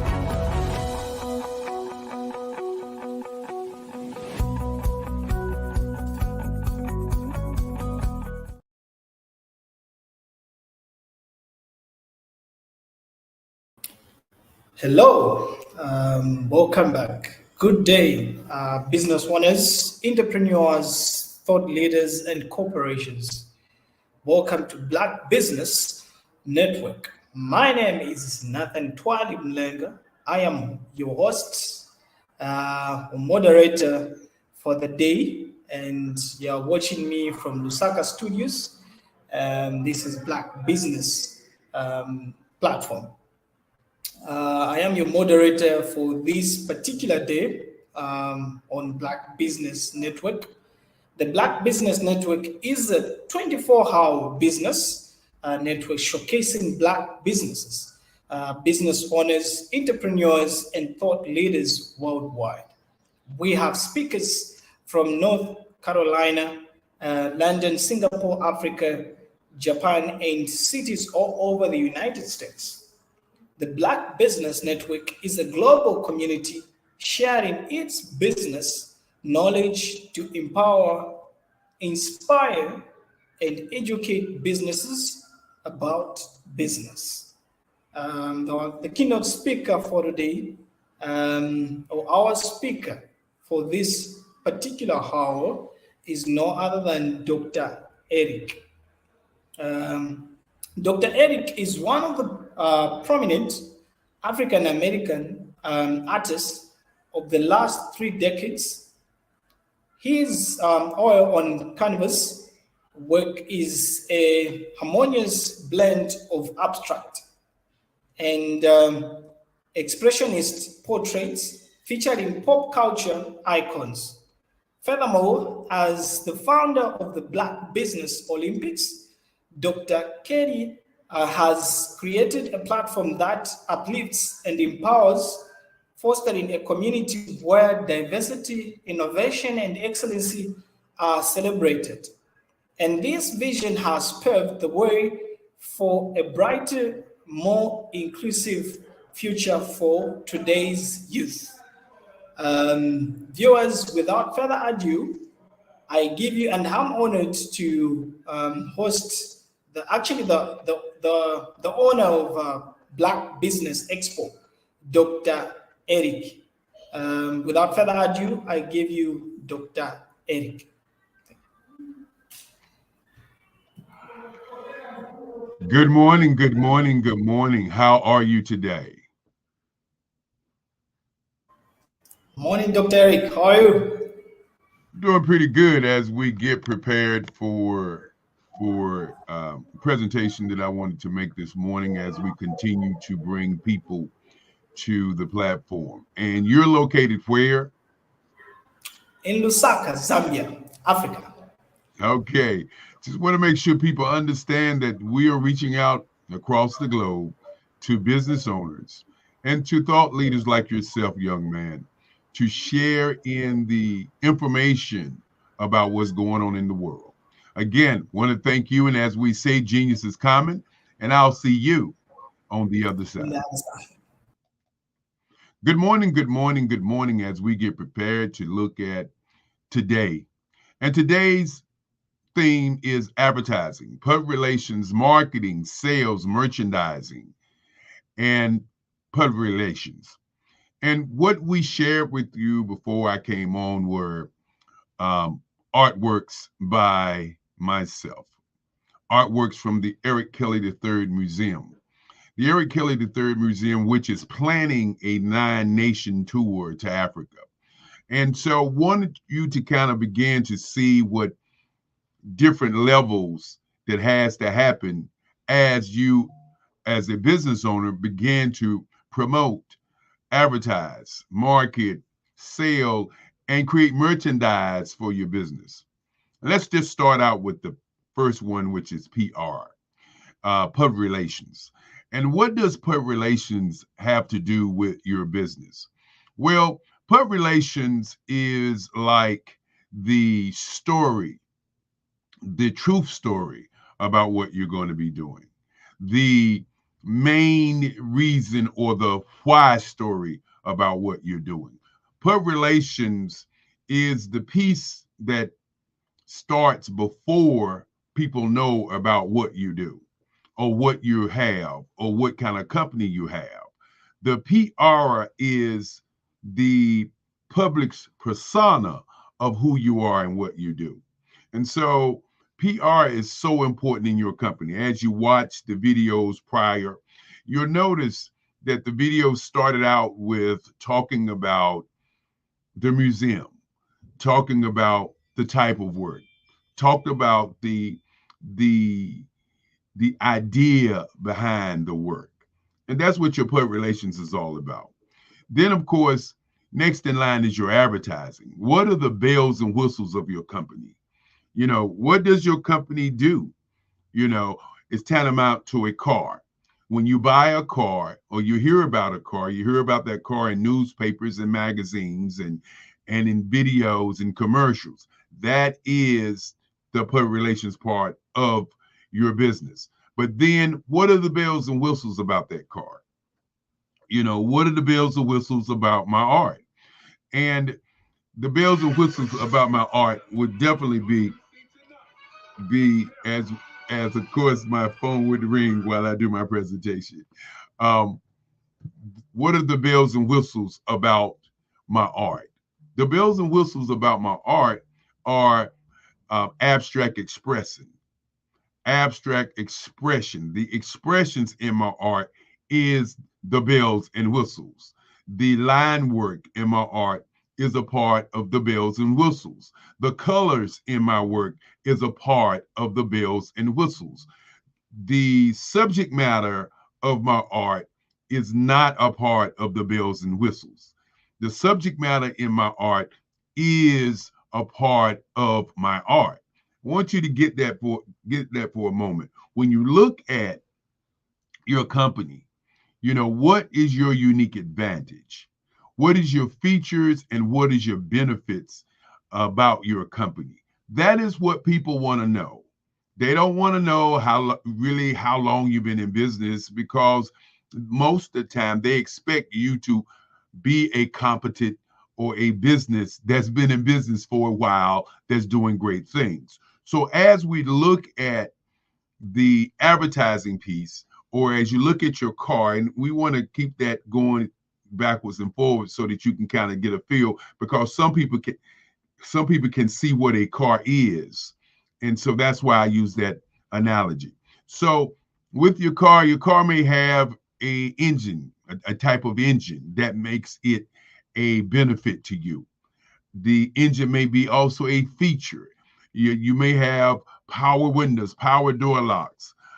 You may have a exercise trunk. You may actually have a large vehicle or a small vehicle. These are the features and benefits. This is the advertising piece. This is what the car has. You know, why would I buy the car? Okay, becomes the marketing. The marketing is the gas that runs what you do. So let's talk about marketing of the art. The marketing of the art is who you put that art in front of so that they can see the bells and whistles, which are your advertising. So many times I talk about you can lead a horse to water, but you want to be the salt. You can lead a horse to water, but you want to be the salt. Because many times people say you can lead a horse to water, but he won't drink. Okay. Ask yourself in your business, what part of your business are you? Are you the leader of the horse to the water? Are you the horse, which means you're the worker bee? Are you the horse that's coming to the water, or are you the person that's riding the horse, or the person that's following a follower? Okay. And then the last question is, are you the salt? And what I mean by the salt is that if in fact you have a horse that you've led to water, if you have a product or service that you've created and you put in the marketplace, if you put salt in the horse's mouth, he will drink the water. So are you the salt to your customer? Are you the salt to your client? Are you the salt to your success? And so these are the kinds of things that people don't think about when they think about marketing. Marketing is the gas that runs the car. Now, today's theme also embodies sales. And we're going to talk a little bit about sales in the end. And it also, today's themes embodies merchandise. And why merchandise is very important, because I submit to you that the merchandise that your company has or sells, whether it's t-shirts, hats, caps, ink pens, or whatever, are a part of your marketing mix. It's a part of your money mix, I should say, not marketing, but your money mix. So you got public relations that tells the story, that gets people to trust you. You got advertising that talks about the bells and whistles of what your company does. Then you have the marketing, and the marketing drives your product in front of your client. And your marketing is your salt. And then, of course, you got merchandising, which is also a part of your money mix. Let's talk about sales and why sales is so valuable. Sales is the lifeblood of your company. Many times people will start a company and they will say things like, well, I'm not good at sales. I don't like sales. Sales is just not what I do. And so what I want to submit to you this morning is that you must understand that you sell every time you open your mouth.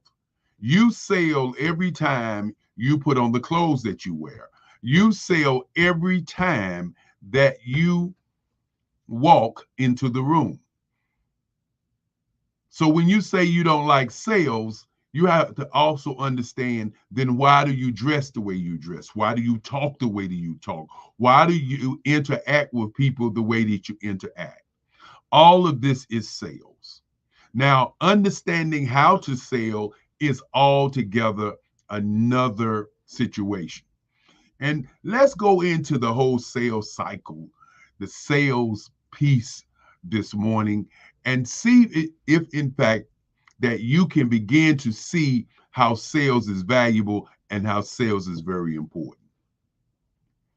The first part of sales is very important.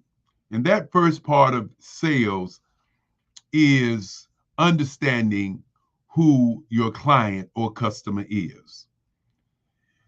That title is called qualifying. And why is qualifying very important? Well, qualifying is important because you want to know whether or not you have a suspect, a prospect, or a buyer. How do you find out if you have a suspect, a prospect, or a buyer? The way that you find that out is by qualifying that client, by asking that client qualifying questions. If you're selling water products and you're talking to a person who does not need them, then you're explaining to them what you're selling. Qualifying your client is the very essence of sales. Before you even begin the sales cycle, qualifying that client is very important. And when you qualify that client, you must have 15 questions that you can ask about what your business does to that person so that you can find out whether or not you got a prospect, suspect, or a buyer. And what I mean by that is, many times we go into a conversation with a client or a conversation with an individual and we don't ask any questions. we don't qualify them. So we spend 2-3 hours working on proposing our product. You notice I chose my words kind of carefully there because sometimes people believe they're selling their product. No, you're proposing your product to someone. What I mean by that is you're discussing it, you're putting your vigor in, your energy in, you're talking about it with great zest, and the person that you're talking to is truly not interested. And you find yourself spending hours of your time doing that, and that is in lies the biggest challenge of your time. So the qualifying round is incredibly the most important part of the round of your sales because it opens the door, it tells you whether or not to go forward, and it also saves you time. Now, once you qualify, the next area that you must begin to do is to talk about who you are, what you have, and begin to give that person what I call references about what you are as a person. You sell that person on who you are. I want you to listen to what just happened. First, you qualified. Then once you qualify the person and that person begins to be a buyer, then you want to, what we call, share with them information about who you are and what you have. In other words, you are creating a trust there. Now, once you create that, once you sell the person on who you are, now it's time to sell your product or service with features and benefits. Now, these features and benefits and these services have to be a part of what you got or learned during the qualifying round. That's why the qualifying round is very important. The qualifying round is 15 questions or 8 questions of what you need that buyer to understand about your services and what your buyer is saying in reference to what you're saying about the questions that you're asking. And so when you begin to sell your product, you want to put the features and benefits down. And those features and benefits align with what you and the client or customer have talked about during the qualifying round. Once the selling of your services or, sharing the information, now it's time to close. And this is where the customer becomes the most what we would call disinterested, looking for excuses, gets more rigid, gets more on the defensive when you begin to close. But when you do a great qualifying round, the close is already done. Okay? And you close on the statements that the person that you talk to or the client that you talk to in the qualifying round. As you can well see, everything backs up to qualifying your client. Many times when you don't qualify your client, you spend a lot of time just talking. And once you close the client on the features, the benefits of what that client is looking for, then the most important thing to the sale is signing the documents. No sale is complete until you sign the documents. And after signing the documents and getting all the things in place, the next piece is to ask for referrals. Many times we go into the sale and we do a great job and we get the sale when we ask for the order, we get all the paperwork signed, and we say, thank you very much, and we rush to the next customer. We don't take time to look at that customer who 9 times out of 10 has more clients who want the same thing that that person wants. So we don't ask for referrals. The referral business is always the great business. And let's back up just a moment and talk about customers. Many people who are in business, who started business, would come and say, I've been in business for over 25 years, and I'm still looking for new customers. I want to submit to you that if you're in business for over 5 years, or 10 years, or 20 years, that the real customer that is right in front of you when you're looking for new customers is your old customers. Today, I want you to take the time and look at your database and look at all the customers that you've had in the past and give them a call and ask them, how can you serve them? Ask your old customers, your old customer base, or your customers that you have served who are your fans, who are your raving fans, who when you first started your business were the first customers that you had, are probably still customers that you have not talked to because you continue to look for new customers and have not really developed all of your old customers. So as we talk about sales today, I want to leave that with you about the sales scenario, the sales situation. Today's theme is advertising, public relations, marketing, sales, merchandising. And these are key critical parts of your company.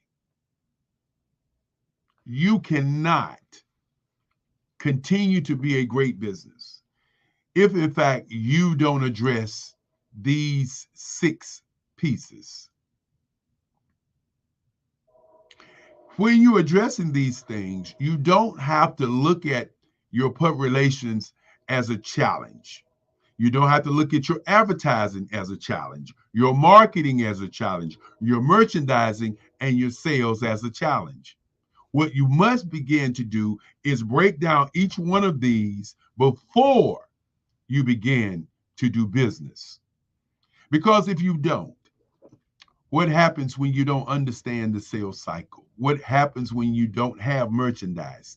What happens when you are not marketing or putting your company in front of your client? What happens when you don't look at your bells and whistles, your features and your benefits, your advertising? What happens when you don't have great public relations or press? As my great grandfather used to say, you must be relentless. You must be involved in the number 1 business in the world, which is thinking. You must be involved in number 2, which is research. But you must be relentless. You cannot get to the next level unless you are relentless. So with those things being said this morning, I just wanted to bring that particular piece to the platform. The Black Business Olympics, one of the largest business showcases in the history of Black business in the world. Yes, the world.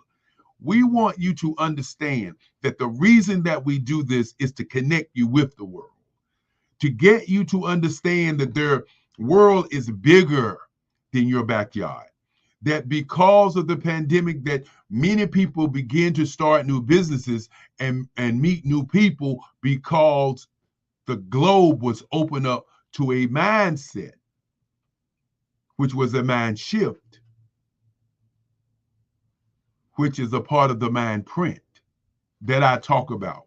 And so I'll get an opportunity to talk about those different levels in our next conversation. But as we continue to say, genius is common. I hope you enjoyed the artwork that you saw earlier. I hope you saw how we set this whole conversation up for you so that you can see that on this day, which is the second day, which we talk about advertising, public relations, marketing, advertising, and sales, how all these things work together. So look at your business today. Do a deep dive, as they say. But more importantly, create your destiny. Utilize your genius, because genius is common. And I'll bring back the guy all the way from Africa, who's doing a great job, young man that I truly am proud of. I'm going to bring back Nathan Malinga. Hey, Nathan, how's it going? Hi, Dr. Eric. Wow, that's very great. I'm happy that you've shared some insights on marketing. And I think the fun fact that you don't know is that I've done marketing. I've done marketing and I've done digital marketing as well. And it's been a pleasure for you to share those insights with the rest of everybody that is watching. Otherwise, thank you so much. From me, I don't have any questions unless you do have a question to ask me. Well, I don't have any questions to ask you, young man. As we say, genius is common. I know you're going to talk about the scholarships, and of course, you're going to talk about the sponsors, and I will see you on the other side. Thank you.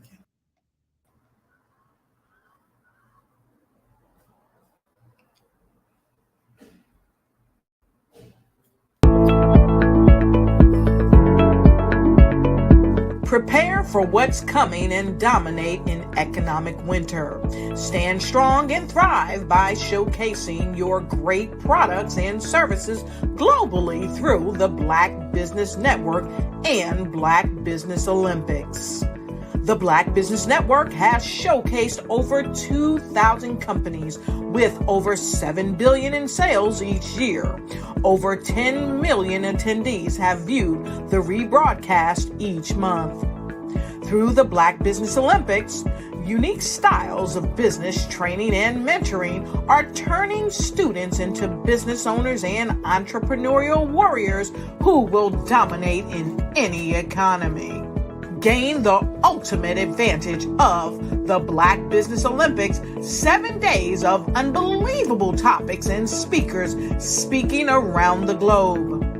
Donate your time and experience to provide expertise and scholarships to students worldwide and change the world. Now, more than ever, new insights, tools, strategies, and capabilities are needed. This is your chance for a major presentation to the world. Fill out the form and join the more than 2,000 speakers who have presented to over 200 countries. Join the Black Business Network streaming live into the metaverse, STEM City, Black Multiverse Enterprises, Hulu, Amazon, YouTube, iHeartRadio, Apple, Facebook, LinkedIn, Pod TV, IBM TV, Spotify, and Google Podcasts. Sign up today. Spaces are limited, and we will see you there.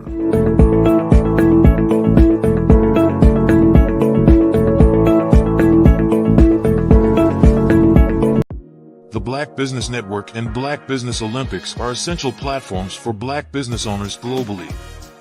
They provide the tools and support you need to succeed in today's competitive marketplace. Join us today as we collaborate together with businesses from around the world to support our children, students, and young future entrepreneurs, Black businesses and corporations. We raise funds for students going to college and young entrepreneurs who are aspiring to be business owners, and we invite you to be a contributor today. Visit the website www.blackbusinessexpousa.com to connect with and learn more about how the Black Business Network and Black Business Olympics can help you not only share your amazing business story to businesses, but also serve future generations. Hello, my name is David Jones, CEO and co-founder of the Hello LLC, where we help businesses build a culture, brand and experience, and leverage technology to pivot into Web3. Join the Black Business Network streaming live into Roku, Metaverse, STEM City, Black Multiverse Enterprises, Hulu, YouTube, iHeartRadio, Apple, Facebook, LinkedIn, Spotify, Twitch, and Google Podcasts. Tune in, turn on, and let's thrive.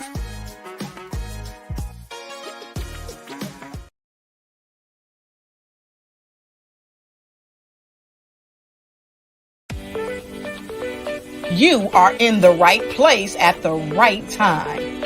The Black Business Network opens again for its Black Business Olympics, a 24/7 broadcast on business, strategies, global branding, social media marketing, finance, advertisement, and much, much more. Featuring the top, most powerful entrepreneurs and speakers and thought leaders from all around the world as they gather together for this phenomenal event. Join the Black Business Network streaming live into the metaverse, STEM City USA, Black Multiverse, Pod TV, Roku, Hulu, iHeartRadio, Apple TV, YouTube, TikTok, Instagram, Google Podcasts, Facebook, LinkedIn, IBM TV, Spotify, and Twitch. Tune in today and be a part of this amazing movement. The Black Business Olympics welcomes you.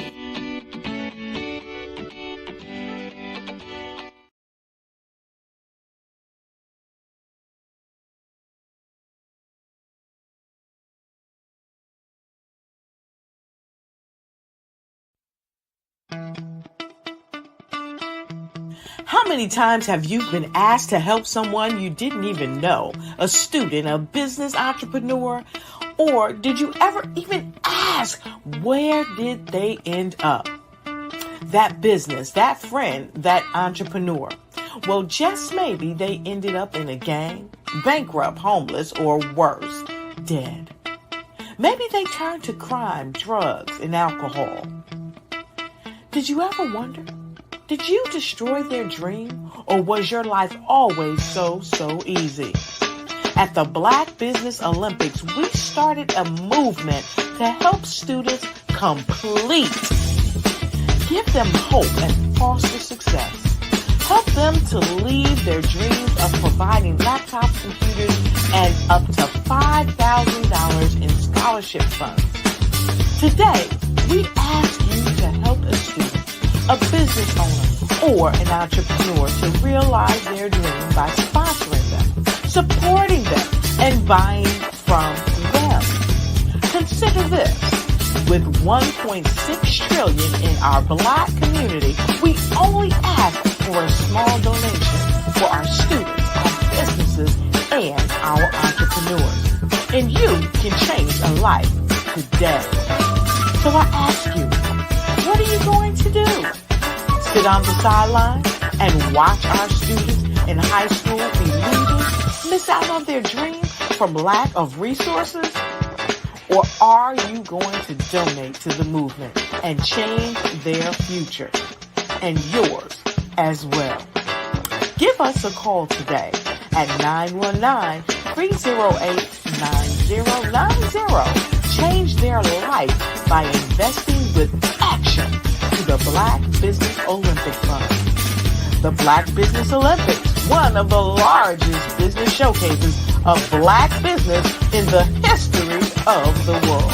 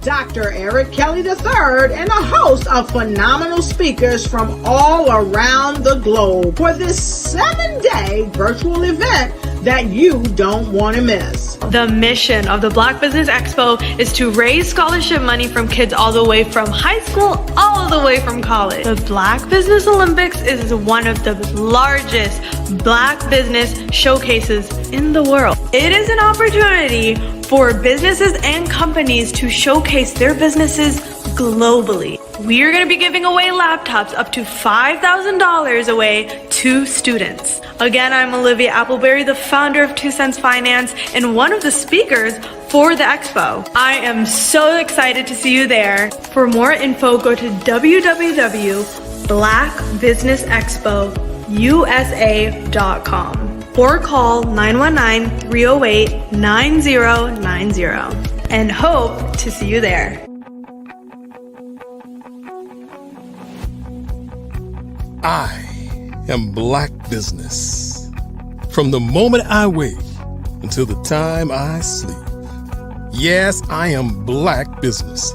I am Black Business. Tell me, are you Black Business? I am Black Business. Do you support Black businesses? Listen, I support Black business because I am Black Business.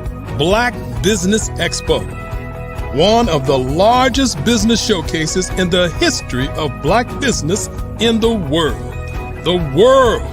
Sign up today at www.blackbusinessexpousa.com or call 919-308-9090.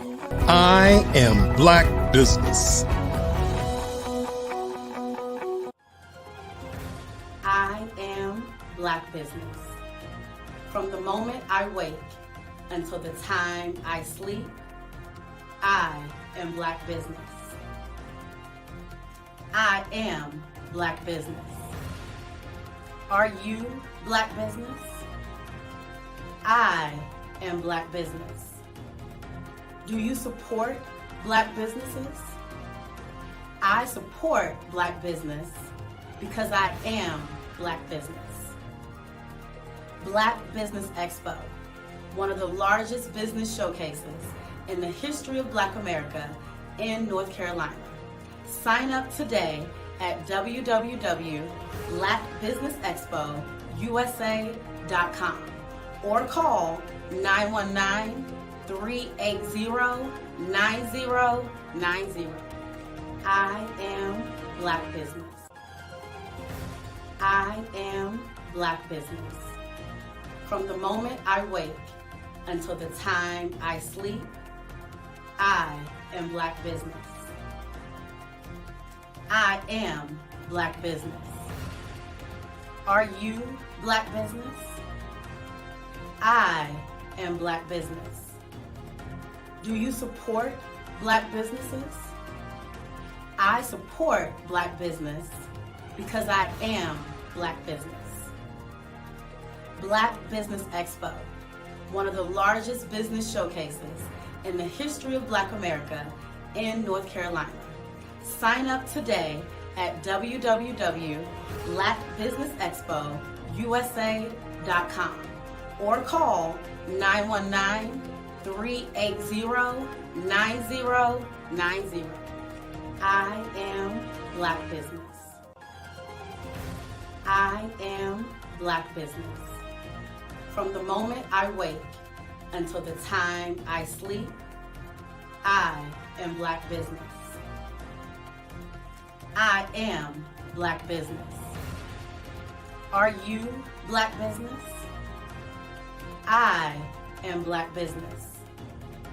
Do you support Black businesses? I support Black business because I am Black Business. Black Business Expo, one of the largest business showcases in the history of Black America in North Carolina. Sign up today at www.blackbusinessexpousa.com or call 919-380-9090. I am Black Business. I am Black Business.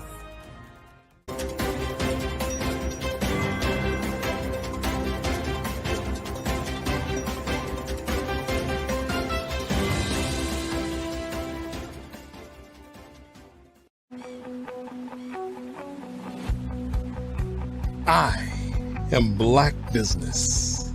From the moment I wake until the time I sleep. Yes, I am Black business. I am Black business. Tell me, are you Black business? I am Black business. Do you support Black businesses? Listen, I support Black business because I am Black business. Black Business Expo, one of the largest business showcases in the history of Black business in the world. The world.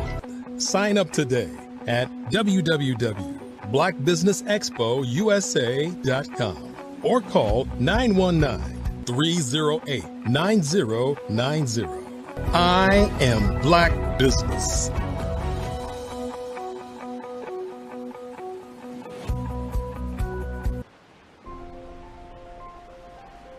What if you could build your own city?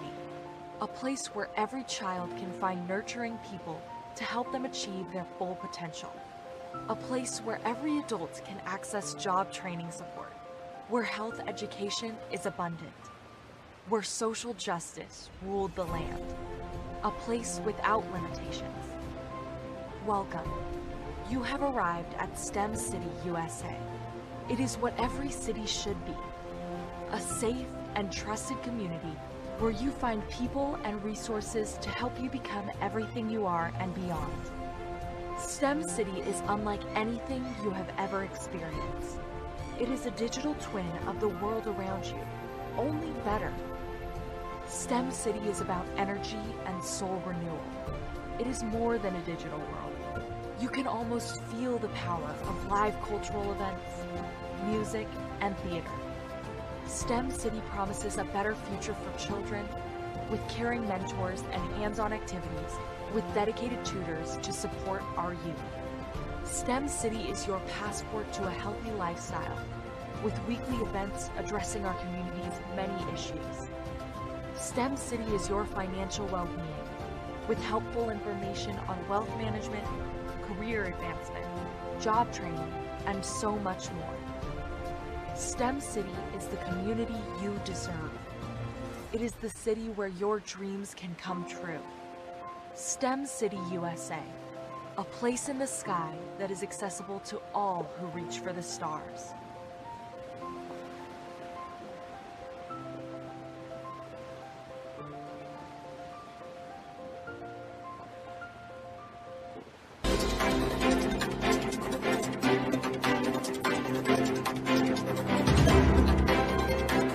I was born in a little village on the island of Haiti.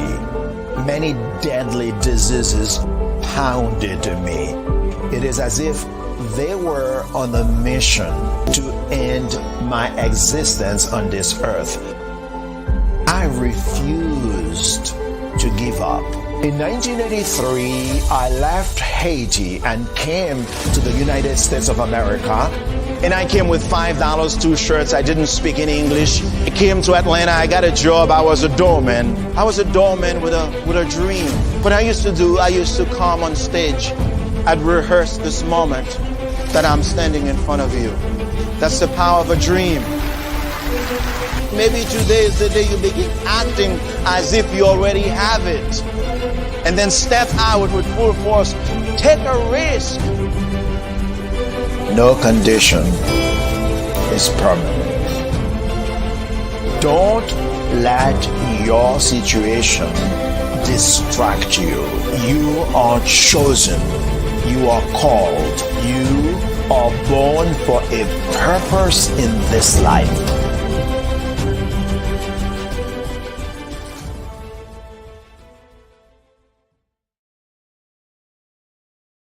Phenomenal Tanya T. Wise, who is here from the great state of Maryland. Tanya, welcome and thank you for being with us today. Can you indulge our audience a little bit and tell them just a little bit more about who you are and what it is that you do? Well, I love being able to talk to people and have a magnetic attitude, being able to just show them. So I always like to say, level up is Coach at Tanya T. Wise here. So can you tell our audience, just give them a teaser about what your presentation will be about? So my philosophy is that we should all be living our dream life. So tomorrow I'm going to talk about how you start living your dream life. What are some of the things that you thought about in your childhood that you just kind of let go and dormant? Wow. And I want to reignite that and just give you some pointers and some tips, some tools, some strategies to be able to start living your best life now. And guess what, Rhonda? And leave an inheritance for your legacy. Oh my goodness. Okay, I know that's resonating with a lot of people. I've heard that you have a dynamic coaching program. Can you tell us a little bit more about that? Absolutely. So our coaching program help people that have the lack of time, that lack strategies, and lack the confidence to go after their dream life. So we help them implement tools, we help them implement strategies, as well as give them resources so that they can live their best life now and leave that inheritance. Wow. Oh, I love that. I love the leave the inheritance part. Listen, you are dropping some major nuggets, and I know a lot of what you're saying is resonating with a lot of people, but I think we're all curious. How did you even make this transition into the speaking and coaching arena? What's the story behind this? So I started out in finance, and I realized that a lot of people don't necessarily go after their dream life because of the lack of finances or the education behind finances. But it wasn't until I lost my firstborn, my only son, that life changed for me. And where I was going after it all, living the corporate life, hit my 6-figure income and living in my dream house with my dream man, driving my dream car. I nearly lost it all when I lost my son. And so I realized it only takes one financial catastrophe that can change your entire life. That's what made me start All New Beginnings. Because no matter what's going on in life, there's a new beginning. And because of that, we develop a program called Wise Minded. My little slogan is, don't just dream it, let's live it. If they want to connect with you or work with you, what is the best ways for them to be able to do that? Well, for my social media guru, you can connect with me on every single social media platform as Tanya T. Wise.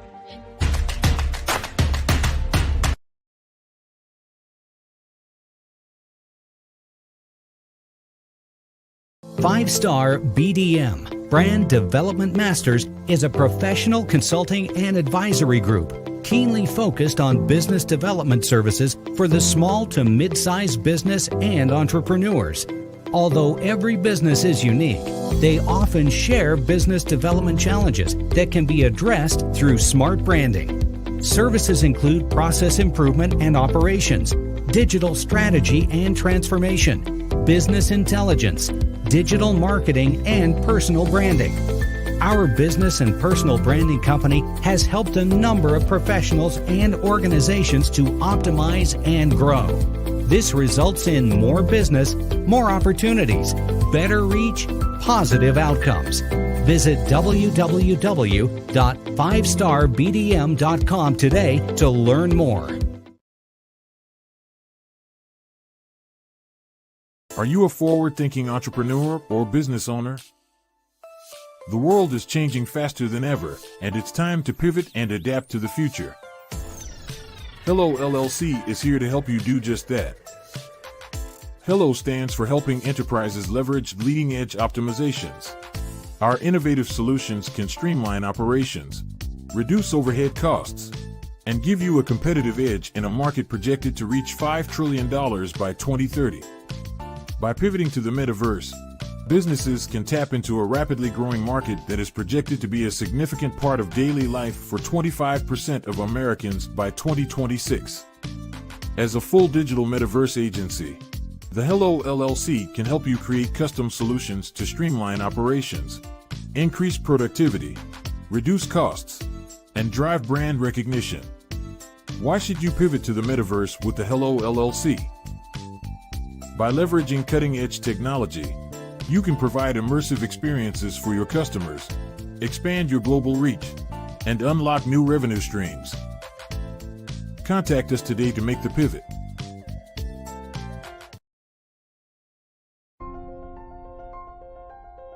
What if you could build your own city? A place where every child can find nurturing people to help them achieve their full potential. A place where every adult can access job training support, where health education is abundant, where social justice ruled the land, a place without limitations. Welcome. You have arrived at STEM City, USA. It is what every city should be, a safe and trusted community where you find people and resources to help you become everything you are and beyond. STEM City is unlike anything you have ever experienced. It is a digital twin of the world around you, only better. STEM City is about energy and soul renewal. It is more than a digital world. You can almost feel the power of live cultural events, music, and theater. STEM City promises a better future for children with caring mentors and hands-on activities with dedicated tutors to support our youth. STEM City is your passport to a healthy lifestyle with weekly events addressing our community's many issues.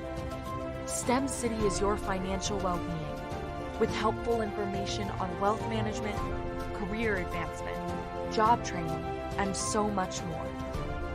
STEM City is the community you deserve. It is the city where your dreams can come true. STEM City USA, a place in the sky that is accessible to all who reach for the stars.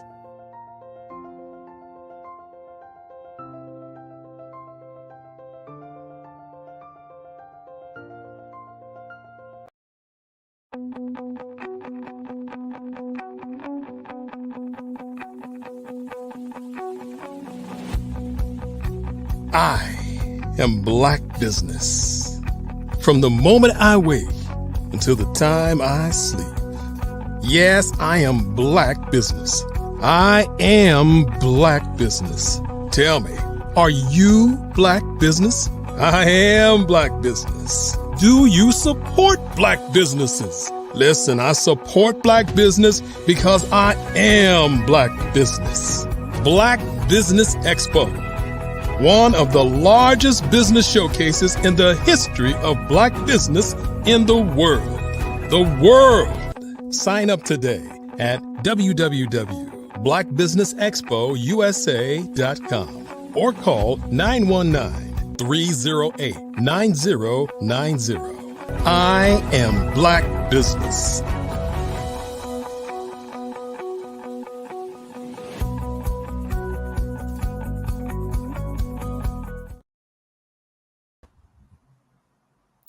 Hello, welcome back. And we've still continued with the show. Good day, business owners, entrepreneurs, thought leaders, and corporations. Welcome to Black Business Network. My name is Nathan Twali Mlenga, all the way from Africa, Lusaka, Zambia. I am your moderator at this moment in time on Black Business Network. The Black Business Network is a 24-hour business network showcasing Black businesses, business owners, entrepreneurs, and thought leaders worldwide. We have speakers from North Carolina, London, Singapore, Africa, Japan, and cities all over the United States. The Black Business Network is a global community sharing its business knowledge to empower, inspire, and educate businesses about business. At this moment in time, dear viewers, I would like to introduce one of the tremendous speakers, should I say one of the speakers that we have been waiting for to come and share with us what they have for us. So the speaker that will be coming in is no other than Miss Tandra Price, or Dr. Sorry to say that, Dr. Tandra Price is the one that is coming in to share her experiences. Dr. Tandra Price is a seasoned sales professional with over 20 years of experience. Based on Oklahoma City, her passion lies in the transformative power of networking, where meaningful connections can lead to incredible opportunities. Dr. Tandra recognized the need for guidance in navigating networking events after attending numerous gatherings that fell short of expectations. She saw people struggling with conversation skills and sought to change that. Through her strategic approach to network development, Tandra empowers entrepreneurs to win. Drawing from her extensive experience, Tandra has trained hundreds of entrepreneurs, equipping them with the skills to build relationships, create opportunities, and generate residual income through networking. Without further ado, I present to you Dr. Tandra Price. Genius is common, and I'll see you on the other side. Awesome. Good morning. Good morning. I'm excited to be here with you. Just a little bit more information about me. I am a renowned international speaker, three-time best-selling author. I am an expert in network strategies. I am also the founder and owner of Tapped In magazine. It is a global publication where we service speakers, authors, and coaches. Our magazine solves the problem, making it easier for entrepreneurs to spread their message, expand their network, and reach a broader audience. Today, I'm going to be sharing with you one of my favorite topics, which is mastering the art of communication. I'm going to be sharing 5 keys with you on really how to master the art of communication. We're going to start with the best way to start a conversation.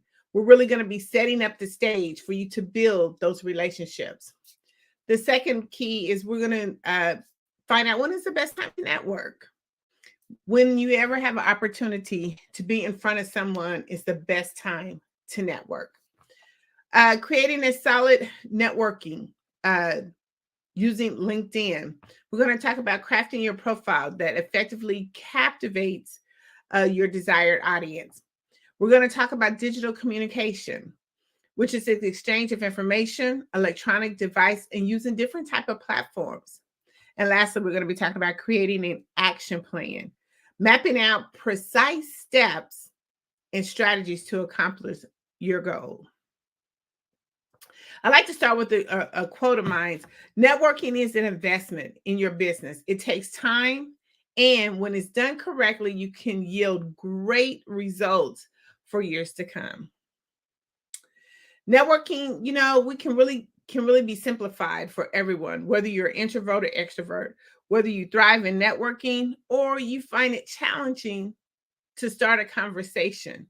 I'm going to be sharing some, again, proven strategies and techniques that will equip you to seamlessly integrate networking into both your business and professional life. I want to start off with sharing some platforms to really optimize effective communications. We use these platforms all the time, and they really help us to be able to send our message out much faster, quicker, and effective. We first platform that we really use a whole lot, which is email, whether it's Google, Outlook, or whatever that may be. You use that as a form of optimizing your communication and being able to reach your audience on a consistent basis. We have Slack. It's another big platform that is used quite often. Microsoft Teams, which is a lot of corporations and companies use that to be able to really integrate and talk within their company. Zoom, which is very popular, where you can be able to host webinars and events and do a lot of one-on-one connections there. Skype, WhatsApp, Google Meets is another good platform that allows you to be able to do that interconnection with really sending your message out and connecting. Facebook Messenger, which we all pretty much use if you have a smartphone or if you don't have a smartphone. But Facebook Messenger is another way to be able to communicate a message when you want to talk to someone directly. Twitter, Streamline, of course, the major thing that we use all the time, which is via our phone, via video chat. A lot of times video chats is so important because more times than often, people really look at your videos more than content because they want to see that interaction with you. Team chat is another good popular platform that really optimizes effective communication because it allows you to, again, to be in a setting to where you can talk amongst your team. LinkedIn is a huge platform that you can really optimize to be able to generate leads and talk with customers, and Instagram. All of those platforms have a way of really making a communication go out faster and effectively. The first thing we want to talk about is really how do we initiate conversation? I'm going to share some effective approaches with you. Some of these approaches that, we do on a daily basis that sometimes we really don't know that we're doing them, but there's really an effective approach when we're actually trying to connect with our prospect. The first one is we're going to talk about introduction. Introduction is really just merely introducing yourself to the prospect. And when you do this, it kind of gives you another connection for that person to interact with you. Normally, when you say hello, it gets an immediate response as hello. And also, it kind of helps you to start building that relationship up. When you're in a business setting, whether you're at a conference or a networking event, we normally kind of seal that introduction with a firm handshake as more of a business handshake. The second way of effective approach is asking a question. A lot of times when we're trying to start a conversation, we're like, how do we really get this conversation going? You can just simply ask a question. A question will prompt an immediate response. So make sure that we just kind of stay in that mode when you're actually out and talking to someone, no matter where you are. If you're asking a question, a person tends to normally respond. Compliments. Giving a person a genuine compliment is one of the best ways to initiate a conversation because you're looking at something that you have in common or something that you like about that person, something that that person would love to talk about. We all love to talk about ourselves. Doing a compliment is the best way to get the conversation going. Ask for advice or an opinion. People love to be helpful and to give their advice and to give their opinion. Always ask, ask for advice or opinion. It's one of the best ways to really initiate that conversation, to get an immediate response going, to get some feedback going. Humor, you can never go wrong with humor. I always think like humor is kind of like the icebreaker, because when you can kind of find humor in having a conversation, it initiates kind of a release of the tension. You don't feel so tight, so tense when you're trying to have a conversation. Initiating conversations is hard because you have to really figure out when you see somebody that you want to talk to, what is the effective approach that I should use? These are some of the approaches that you can use. It's something that you do all the time, but sometimes we have to sit back and think about what we're going to say. But if you just naturally go into the conversation, it becomes more effective. The last one I want to talk about is observation. Always take a look around you and look at your environment and see if you can start a conversation that way, whether it's the weather, whether you're at a networking event. There's always something that you can look around to just start a conversation. I mean, I could be in the grocery store line and I could just start a conversation just by looking at maybe what some of the other people are buying. Maybe that's a special recipe that they're trying. And you can kind of just initiate the conversation that way. But initiating a conversation and using effective approaches is really easy. It's something that we do, again, every day, but we don't really look at how we do them. But it's a way of how we're going to master the communication when we're trying to talk to someone. Because when using these effective approaches, it can lead into, oh, by the way, what do you do? I'm glad you asked. So we want to make sure that we have an agenda when we're looking at trying to start a conversation. Are we looking to, just be friendly? Are we looking to set an appointment? Are we looking to share our business? What is our agenda? And using those effective approaches will help you. Another thing that we talk about when we're looking at mastering the art of communication, where are some places to network? A lot of times it's more than just social media. We can network at a lot of different places. And I'm going to share some of these places with you. You can network at conferences and conventions, professional meetings, trade shows, exhibits, business networking events. We all tend to go, whether it's virtual or online, we tend to go to these events. Alumni gatherings, chambers, or commerce events. Those are some of the major events. They kind of specialize in having these group networking events. And it's a perfect time to network, to get to know who's in your community, get to know what businesses are out there, what's new and what's old, what's upcoming and trending. Meetup groups is another place to network. Workshops and seminars. A lot of us as entrepreneurs, we're always putting on different workshops or seminars. And as we're finishing those are the best time to network with potential clients who could be interested in your products and services. Career fairs. Just going to a career fair and just networking, you would be amazed at a lot of the people that you would be able to connect with that could probably use your products and services. Volunteering opportunities is another amazing opportunity for you to network. Toastmasters or even public speaking clubs. They're always looking for different people to come in and talk and present and show their business. Social clubs and recreational groups. If you have a special trade or something, you can be able to go to any type of recreational group and ask them to be a speaker to present your products and services. Online networking platforms is a huge opportunity to network. Community events and festivals and charities, fundraisers and galas. You can be able to network. It gives you an opportunity because you're all at a amazing and atmosphere that you can be relaxed and calm. As I talk about these places and you go to these different, locations and events, these are places that you can feel comfortable with. You could be in your comfort zone. And there's no better place than mastering the art of communication when you are in your zone. When you're actually feeling comfortable, you can be more open. You can be able to have that conversation without feeling so tense. It's almost like the icebreaker. When you're going into a location or a spot that is comfortable for you, it helps you to be able to master the art of communication. It helps for everything to just flow out very easily and seamlessly. Now, I want to talk about the benefits of networking. A lot of times we're like, I don't have time to network. There's no need for me to network.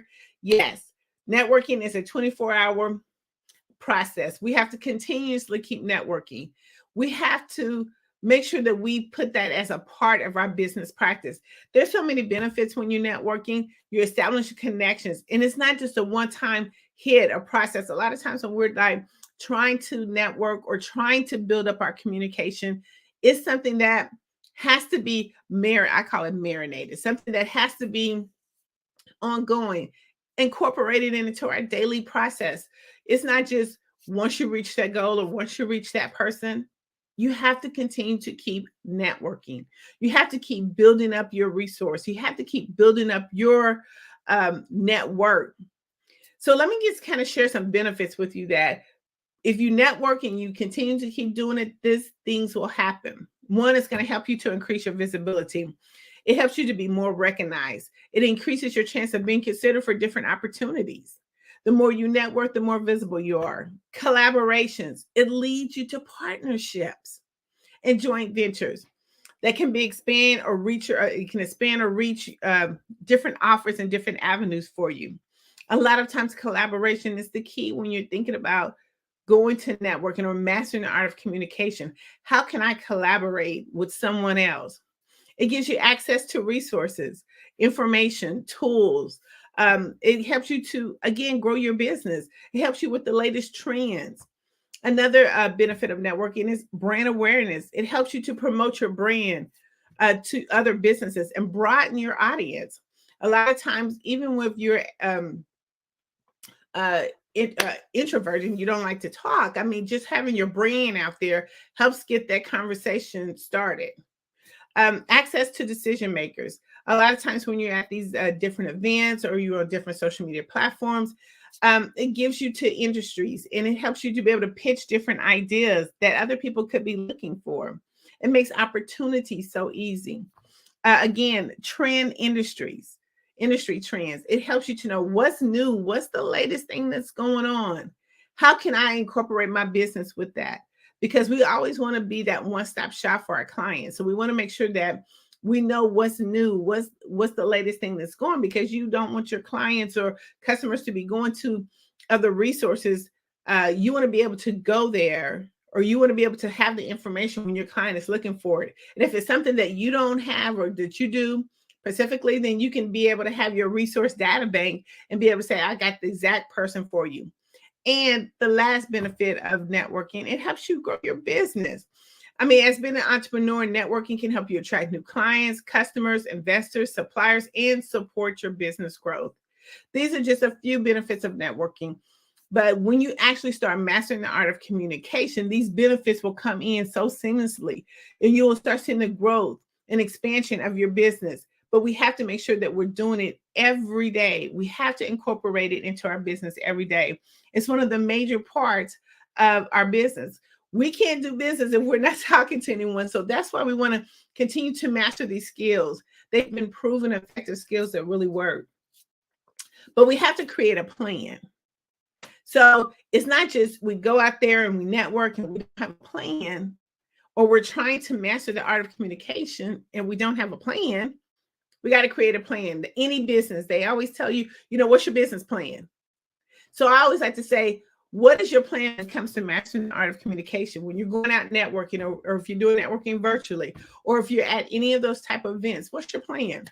Let's set a goal. That's the first plan. Let's set a goal. What are you really wanting to achieve?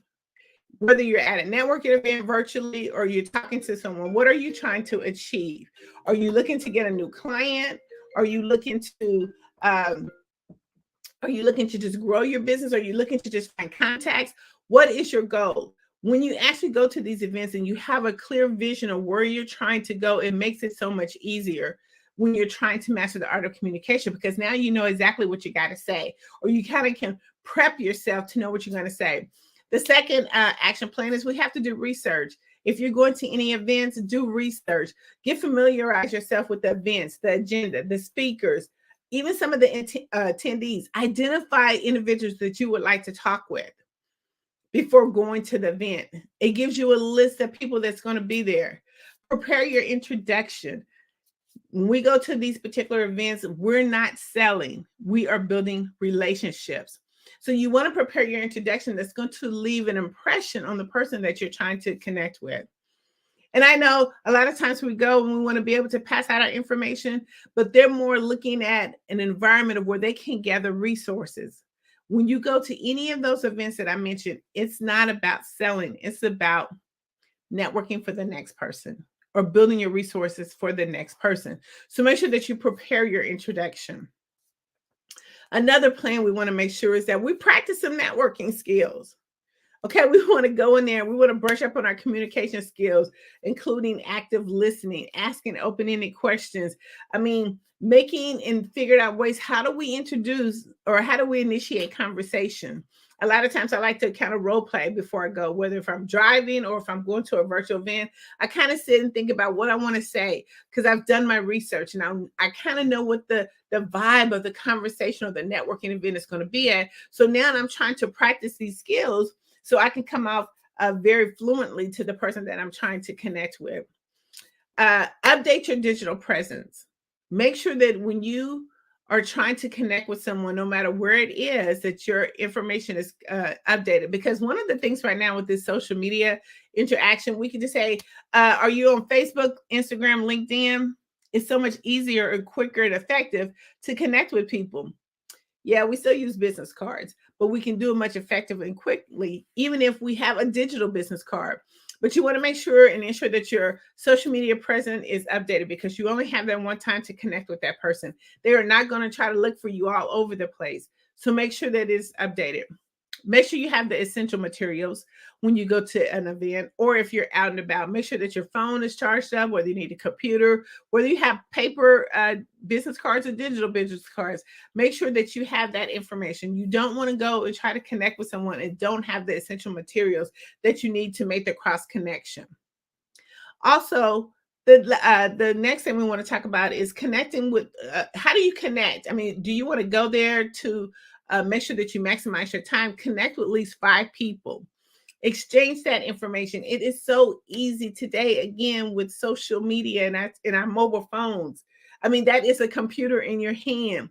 Connect with 5 people. Don't leave without connecting with 5 people because you want to be able to maximize the time that you've been there and you don't want your time wasted. So try to connect with 5 people.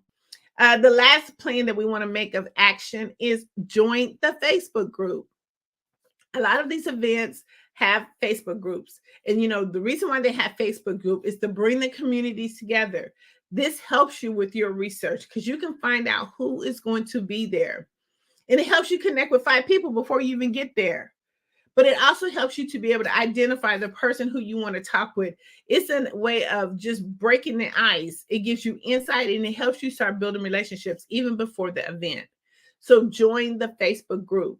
And you can kind of start, again, when we talk about connecting with them on social media, you already have that information on how to connect with them on social media. And it makes it so much easier. See, a lot of times when we go to events, we kind of just go for different reasons, but we want to make sure that we have a plan. We got to create a plan. What's the plan?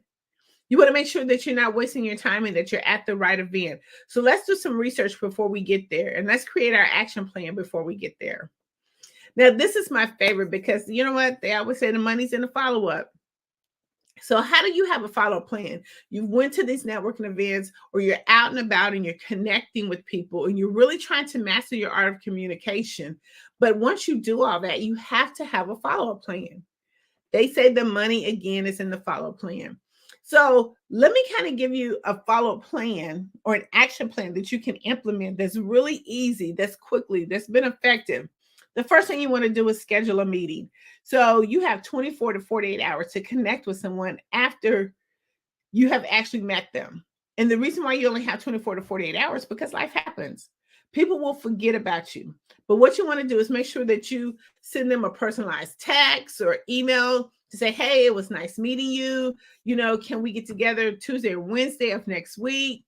And because we've done some active listening, then now we can kind of even put a couple of tips or nuggets that we've learned from talking with them into our response so they can kind of remember who we are. They'll be like, oh yeah, he's a Chiefs fan. Oh yeah, you know, he was at the Super Bowl or something of that nature because of the conversation that you have. But again, you only have 24 to 48 hours. So schedule that appointment. When I go to events, I'm right there again on my handy dandy phone. I connect with them. And then I say, hey, by the way, are you available Monday, Tuesday, and Wednesday? We all have our calendars on our phone as well, so we can immediately schedule that appointment. So they already know. That's one of the quickest ways to fill up your calendar schedule. Again, the follow plan is make sure you connect with them on all social media platforms. You know, LinkedIn, Facebook, Twitter, Instagram, TikTok. Connect with them so you can kind of get some information on who they are and what they do. You also want to be able to, as a follow plan, if you have their information, you have a digital card, it should immediately or somehow or another can go directly into your CRM system. You want to make sure that you have that because it helps you to be able to organize the contacts that you have made throughout the event. And once that's now actually put into your CRM, you can start sharing relevant resources with them. If you come across an article, a blog, or a post, or something like that that you can share with them, it helps you to build a relationship. So you want to make sure that you have them in your CRM. Next, you want to start sharing information about them because you would have learned that from connecting with them on social media. You want to stay engaged with them and connect with them on a regular basis. We do that by setting calendar reminders. Like if you maybe talk to them this week or even before you go to an event, share maybe a valuable resource. Then after you have that appointment with them, stay connected. Maybe the next week you send them like, hey, it was nice meeting you, you know, and then thereafter, put them in a rotation. So then when something does come up, you become top of mind with them. It's about setting up a plan. I want to talk about the next thing is about, you know, effective communicators. So when we actually go to these events, we have to find what type of networker or what type of person that we want to connect with. What type of person are we when it comes to those events so we can be able to connect with that same type of group or individual. I'm going to share quickly with you a few effective communicators when it comes to networking events, virtually or in person. The first one we have is the social butterfly. This is the type of networker who is outgoing, charismatic. She enjoys the socializing and networking. They thrive on building relationships and making others feel comfortable when they come to those events. So anytime you go into a networking event or again, virtually do a 360 Pemarin review, and you can find out who these networkers or these communicators are because they're going to be located somewhere in the room just by their action. A social butterfly, she's going to be loud, very noisy, really trying to bring people into the fold. The next one you have is the expert. This is the type of network that is highly knowledgeable and skilled in their particular industry. They leverage their expertise to value insight and advice from others in the network. The third one you have FOMO, fear of missing out. These are type of networkers that they don't want to miss any opportunities or connections. These individuals may attend numerous events, join multiple networking groups, and consistently seek to meet new other people in their group. You have what they call the digital markers, where people are only going to connect with you digitally. They'll go to a networking event. They won't take your card. All they're going to do is connect with you digitally. And that's really kind of the better way to network, because that's where everything is, digitally on the internet. But these are the type of people that will only network with you digitally.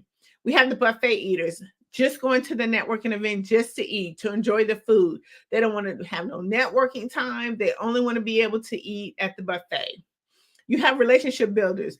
These are the networkers that prioritize their agenda when they go. They are designed to make sure that they go to the network to be able to connect with 5 people, make sure that they are doing an amazing impression.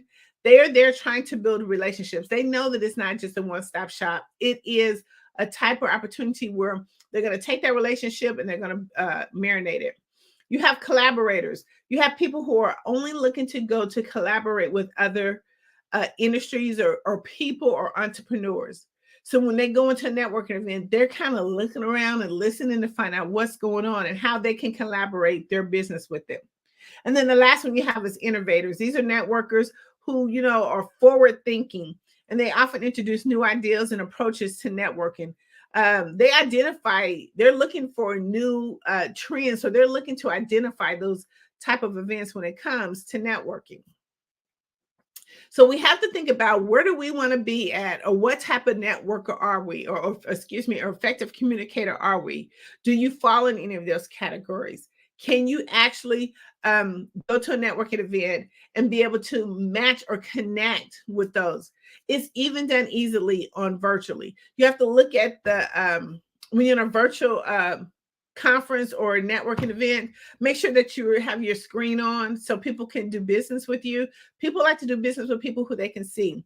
But you can also be one of those type of effective communicators, even on a virtual, because when you're looking on the screen, those are the same people, whether they're in person or on screen. You still have those effective communicators. Identify who they are and figure out how you can connect with them. We want to talk about one of the most major platforms, which is, how do LinkedIn connect with all of this mastering the art of communication? Well, LinkedIn has over 810 billion users that is on the platform, and it's growing constantly, but it's a free platform. It's a free platform where all the decision makers are. You can actually have a personal connection and conversation other than different type of medias. That's why I love LinkedIn, because you can kind of get down to the person who you really want to talk to. But we have to be able to start the conversation effectively and efficiently. How do we do that? LinkedIn is doing so many different changes and updates. We got to start with our profile. The first thing that a prospect looks at is your profile. How can you help them? So you want to make sure that you have an amazing profile picture. You want to make sure that it speaks to who you are. It's clear and concise, that you have a picture on there that's friendly, open, that you're open to communication. You have to make sure that you have a headline. A lot of times when I look at different LinkedIn profiles, there's not a headline there.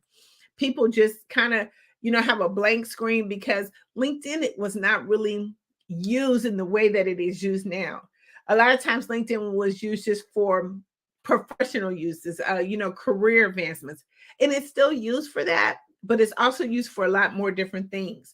But when you go there and when you're looking up a client, or you're looking for someone to connect with, you want to make sure that you have all the information in the top part of that LinkedIn profile that you have, that makes a person want to, hit that button, follow you, or send you a message. How can I connect with you? Hey, I noticed your profile, but these are the type of things that you have. You don't want to have a blank profile. And I can give you more information on that when we do our LinkedIn profile boot camp. That's one of the things that we do is really, how do I optimize my LinkedIn in order so I can have better and more communications? And give you more information in that and the link about if you want to join our class. But we want to make sure that we have a way of actually starting that conversation and communicating effectively. Make sure you have a headline. Make sure you use your highlights. A lot of times LinkedIn, again, is moving things around, so it does look a little different, but they're putting the things at the top that are more important, that they've done surveys and research that said, hey, look, these are the things that are more important. So they're switching their format and platform, but you want to make sure you use highlights. What are those videos, reels, anything that you have effective posts that you can put in that little clip that talks about who you are and what you do, blogs, articles, anything like that. Make sure when we talk about our summary that we're highlighting our strengths and a glimpse of how we can really help them. Maybe even throw some testimonials, 1 or 2 testimonials in there. Talk about your experience and work. Focus on your accomplishments and the results that you have done for other people. Your skills, make sure you list everything that you have there. A lot of times we don't listen to them, but list a lot of them. Go take your time, list them out because you want to be able to get some endorsements. And when people endorse you, that kind of helps you with the ratings of your profile. So make sure that you go through there and list all that information. We talk about education. Make sure that we put all of our education there. A lot of times we just put, like, if we have a master's or bachelor's, but what if you had some certifications? What if you had some honorary things that you've done? We want to make sure that we list all of those because that kind of talks about the type of individual you are, the person that you are. We also want to get some recommendations in there. That's really important, making sure that people who have done work with us, who have done business with us, that they like what they did with us. And so therefore you can put that information in there as well. It makes things so seamlessly because when they go to your profile and it's enough to trigger them to stay on there, that's the whole thing. When we talk about matching art of communication, how do we keep the conversation going? I need to get as much information about this person that I can in order for the conversation to continue to go and to keep going and going and going. So you want to make sure that you put that information in there, get some recommendations so other people can read how you've helped them, how you your amazing products and services have helped them. Let's talk about doing some, again, video reels. Make sure if you've been on did any interviews or things of that nature, make sure that you put them in there. Also announcements, like if you've been listed in any magazines, like Tapped In magazine, make sure that you put all that information there. If you've been in any news, press release and articles and things of that nature, because after they go and look at you on LinkedIn, hopefully all your information is updated correctly. They'll go to your website, then go Google. They want to get as much information about you and who you are and what you do. So make sure you list all of that. Like I said, if you've been in any publications, Time Magazine is a global publication. Make sure that you list all of that information in your profile. And let's talk about your engagements. Like, how do you really engage? What are some of the things, some of your foundations that you like? There's a spot there. How do you get back as community service? Is another spot there to take a look at. The last thing we want to talk about is the digital marketing aspect. So when we think about digital marketing, again, it's one of the fastest ways to get your message out there.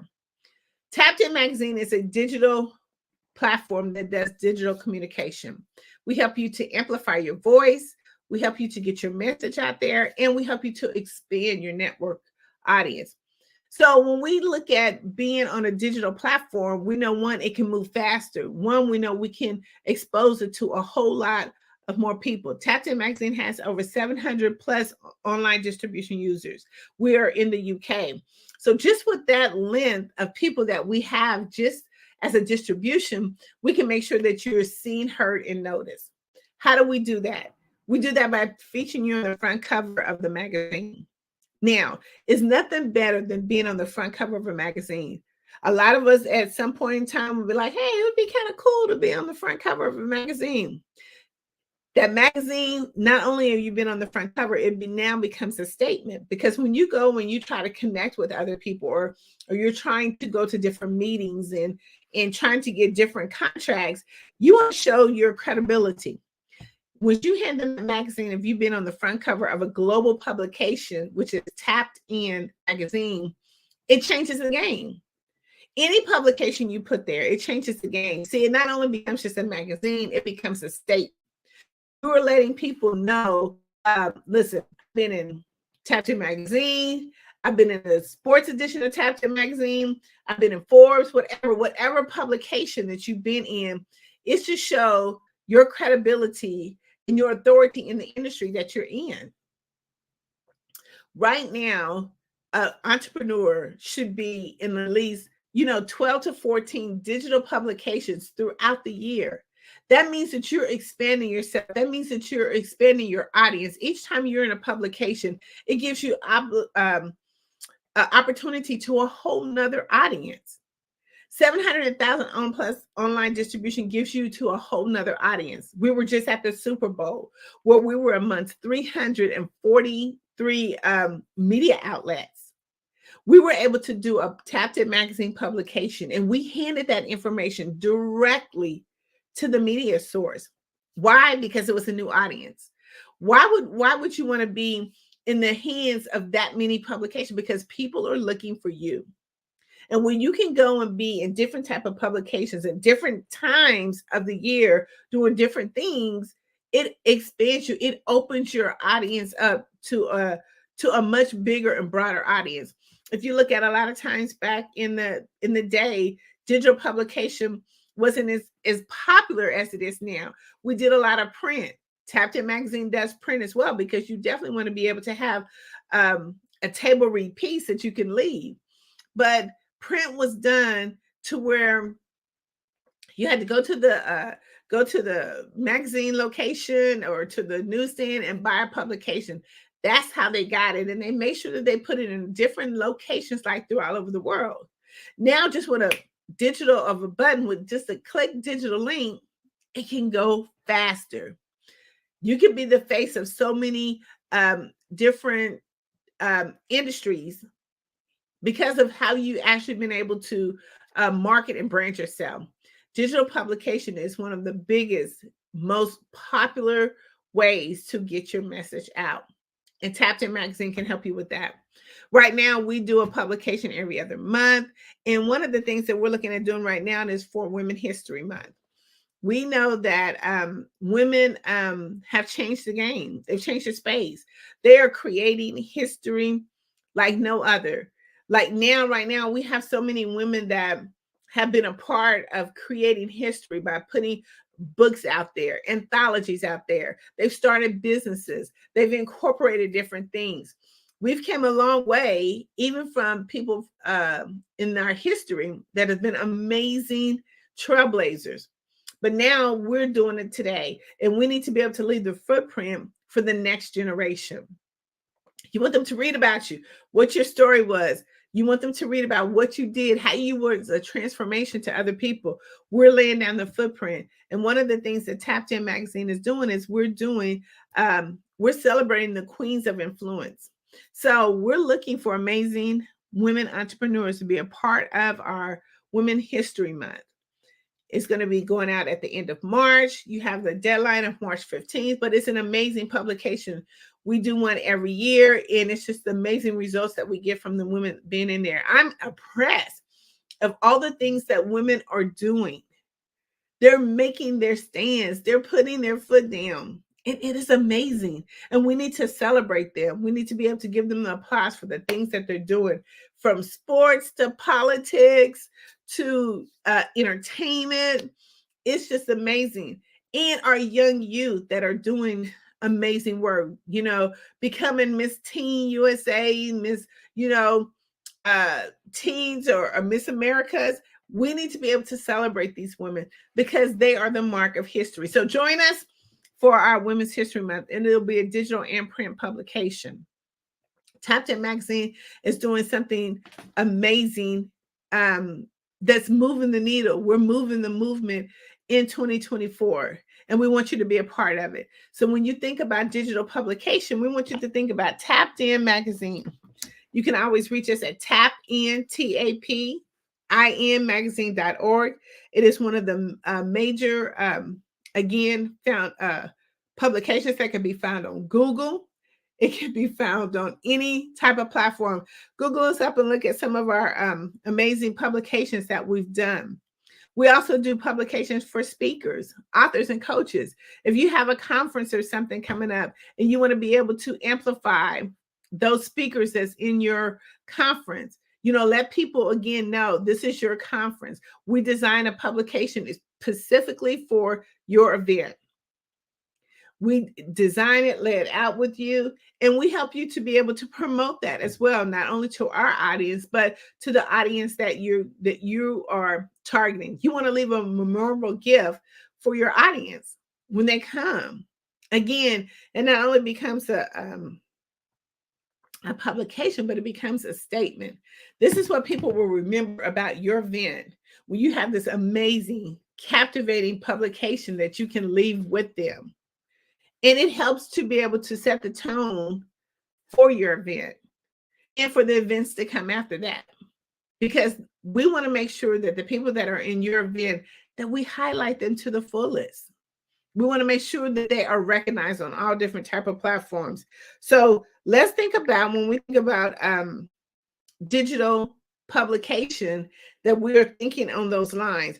Let's expand. How do I go further? It's almost like a race. Mastering the art of communication and digital platform, it's almost like it's a sport. It's a contact sport.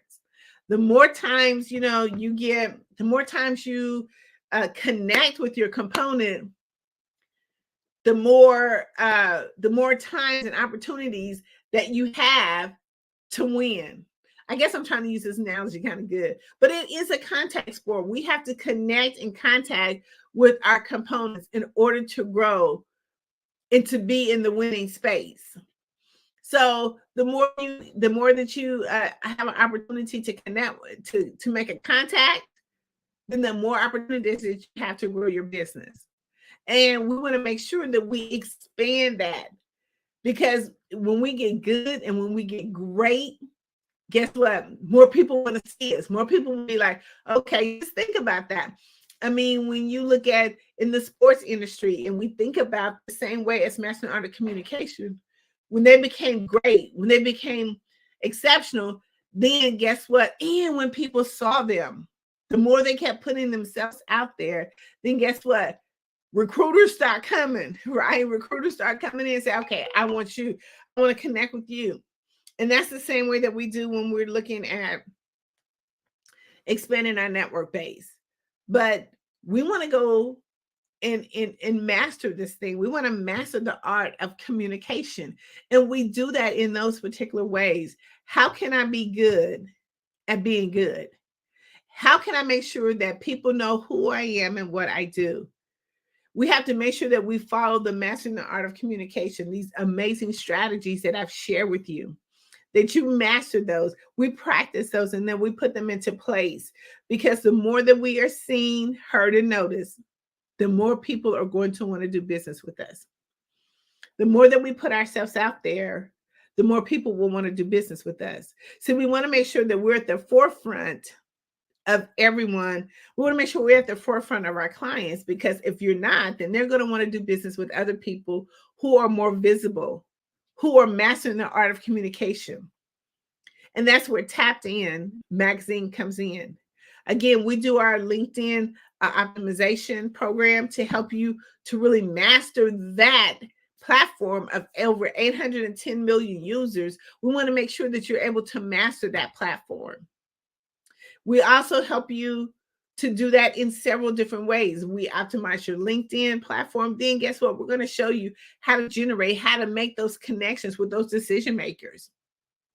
We want to be able to put a plan in place, an actual plan in place that will help you to be able to grow your LinkedIn.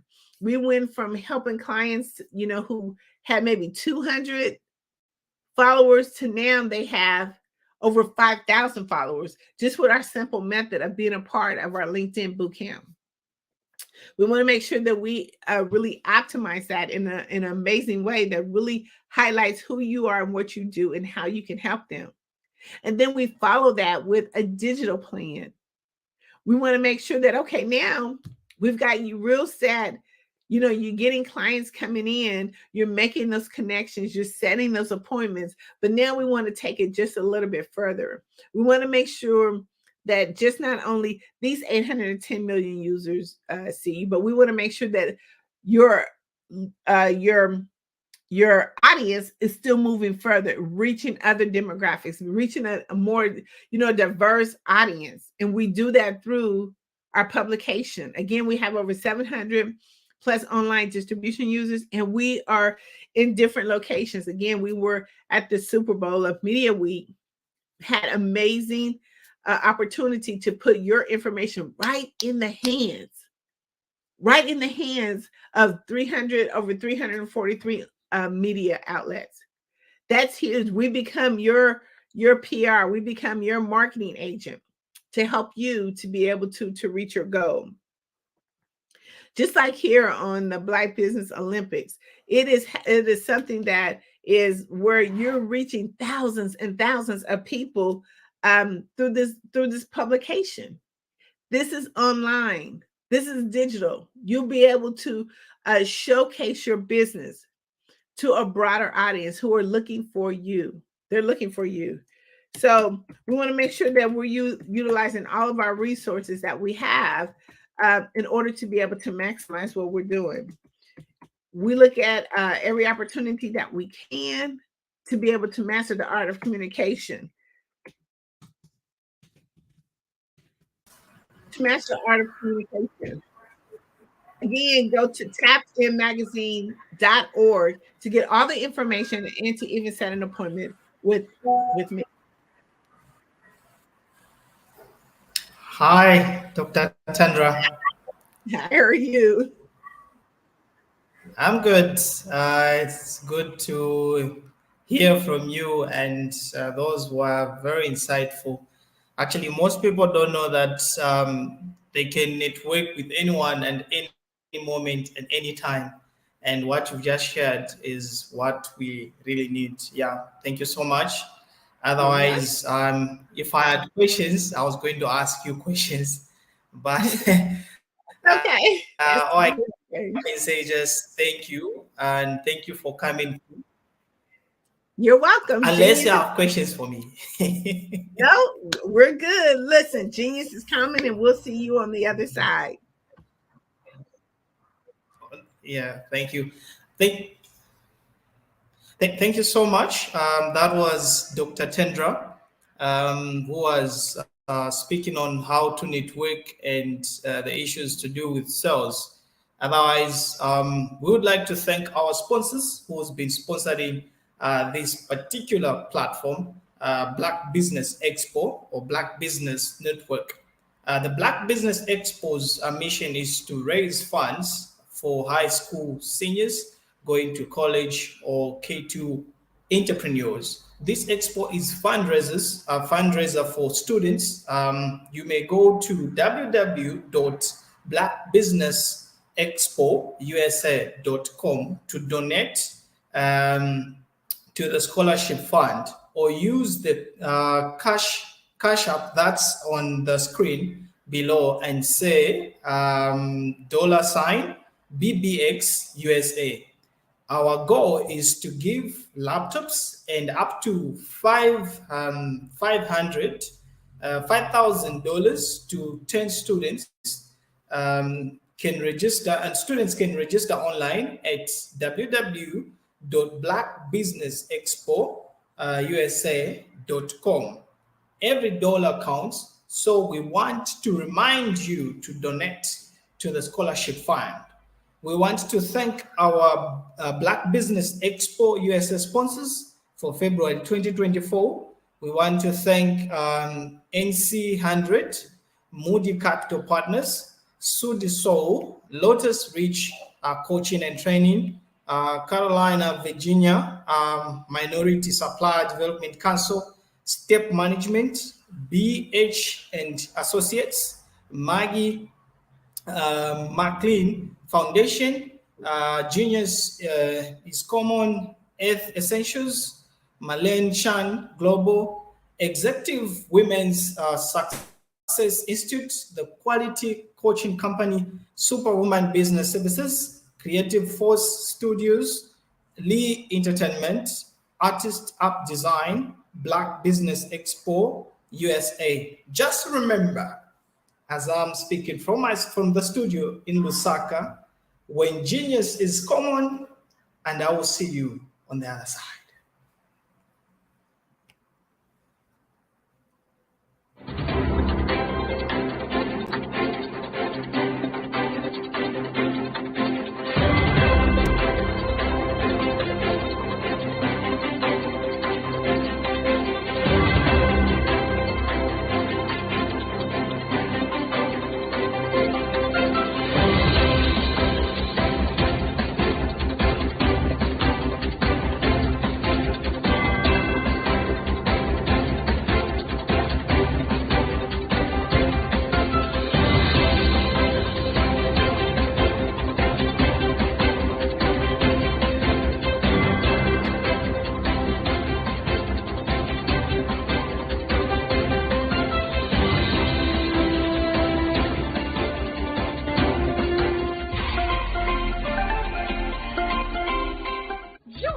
Dr. Eric Kelly III and a host of phenomenal speakers from all around the globe for this 7-day virtual event that you don't want to miss.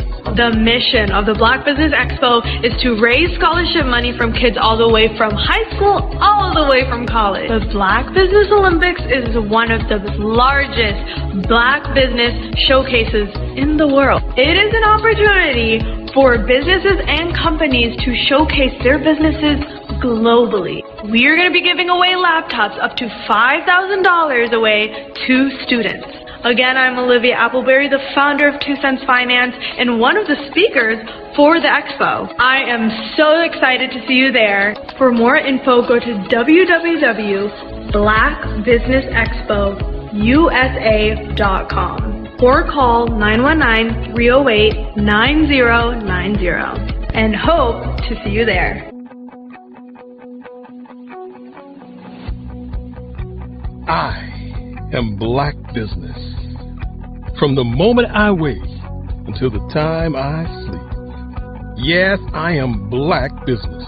I am Black Business. Tell me, are you Black Business? I am Black Business. Do you support Black businesses? Listen, I support Black business because I am Black Business. Black Business Expo, one of the largest business showcases in the history of Black business in the world. The world! Sign up today at www.blackbusinessexpousa.com or call 919-308-9090. I am Black Business. I am Black Business. From the moment I wake until the time I sleep, I am Black Business. I am Black Business. Are you Black Business?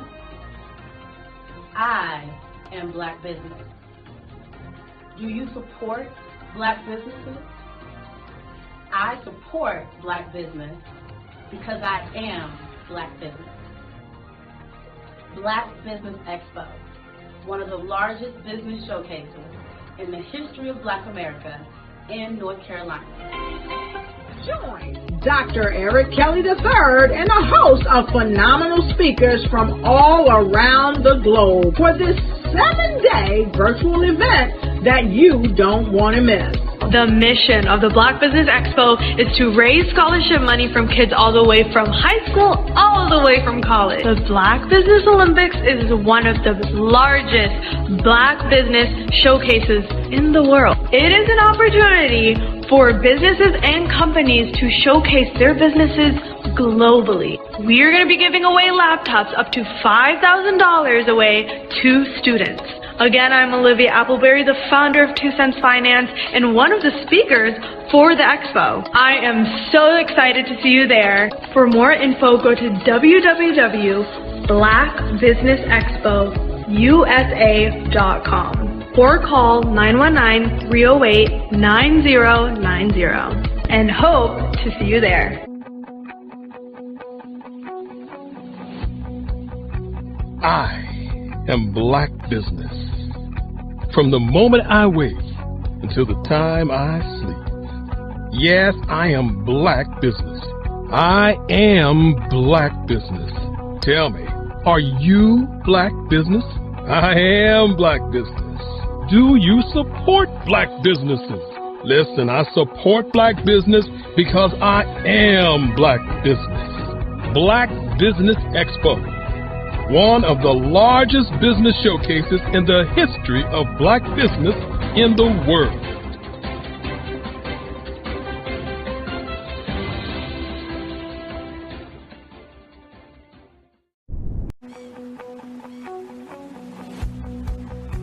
I am Black Business. From the moment I wake until the time I sleep. Yes, I am Black Business. I am Black Business. Tell me, are you Black Business? I am Black Business. Do you support Black businesses? Listen, I support Black business because I am Black Business. Black Business Expo, one of the largest business showcases in the history of Black business in the world. The world!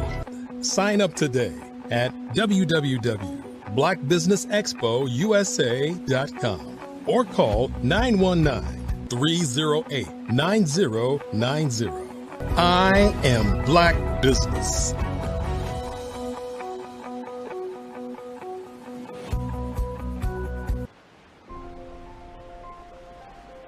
What if you could build your own city? A place where every child can find nurturing people to help them achieve their full potential. A place where every adult can access job training support, where health education is abundant, where social justice ruled the land. A place without limitations. Welcome. You have arrived at STEM City, USA. It is what every city should be. A safe and trusted community where you find people and resources to help you become everything you are and beyond. STEM City is unlike anything you have ever experienced. It is a digital twin of the world around you, only better. STEM City is about energy and soul renewal. It is more than a digital world. You can almost feel the power of live cultural events, music, and theater. STEM City promises a better future for children with caring mentors and hands-on activities with dedicated tutors to support our youth. STEM City is your passport to a healthy lifestyle with weekly events addressing our community's many issues. STEM City is your financial well-being with helpful information on wealth management, career advancement, job training, and so much more. STEM City is the community you deserve. It is the city where your dreams can come true. STEM City USA, a place in the sky that is accessible to all who reach for the stars.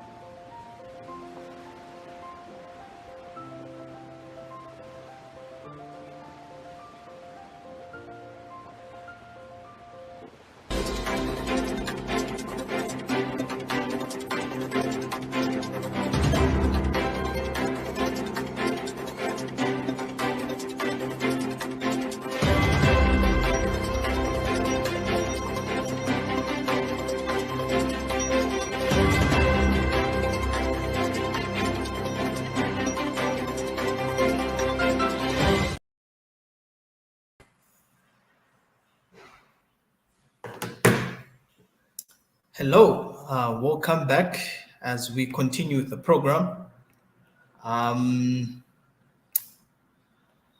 Good day, ladies and gentlemen. Good day to you, our viewers, and thank you for being with us up to this time. Business owners, entrepreneurs, thought leaders, and corporations. Welcome to Black Business Network. My name is Nathan Nathan T. Mlenga, all the way from the studios of Lusaka, Zambia, Africa. I am your business moderator for this day on the Black Business Network. The Black Business Network is a 24-hour business network showcasing Black business owners, entrepreneurs, and thought leaders worldwide. We have speakers from North Carolina, London, Singapore, Africa, Japan, and cities all over the United States. The Black Business Network is a global community sharing its business knowledge to empower, inspire, and educate businesses about business. Our next speaker who's going to speak in the next 40 minutes is no other than Grant McGuire. Grant McGuire and isn't just a brand, but is building a better world as CEO of 5-Star BDM. So you can find that if you just Google 5starbdm.com. He empowers individuals and businesses to craft online identities that attract opportunities, command respect, and leave legacies that real in impact. His flagship podcast, Follow the Brand, consistently nerds top sports, has awarded a top 10 podcast by FeedSpot and New World Report this year. Thanks to a top 10 podcast by Fit10 and New World Report, which is this year, as I already stated. Thanks to Grant's talent for extracting actionable insights and inspiration from industry leaders. But Grant's influence extends far beyond the microphone, where we normally see him. Is a fervent advocate for diversity and inclusion in healthcare, earning the prestigious Personal Brand Development Award 2023 from New World Report for his tireless efforts to close disparities and amplify underserved voices. When he's not championing healthcare equality, you will find Grant mentoring young leaders, inspiring audiences at conferences, or casting a line in the vibrant waters of Miami. Grant's infectious enthusiasm, unwavering integrity, and genius desire to make a positive ripple are woven into everything he does. Is a living testimony to the power of personal branding, not just for personal success, but for creating a world where everyone can thrive. Ladies and gentlemen, without further ado, I present to you Grant. Just remember, when genius is common, and I'll see you on the other side. Thank you, Nathan. That was wonderful. Thank you for bringing me up all the way from Zambia, Africa. Wow, that's a privilege. I know it must be a little late for you. I would figure in that area of the world.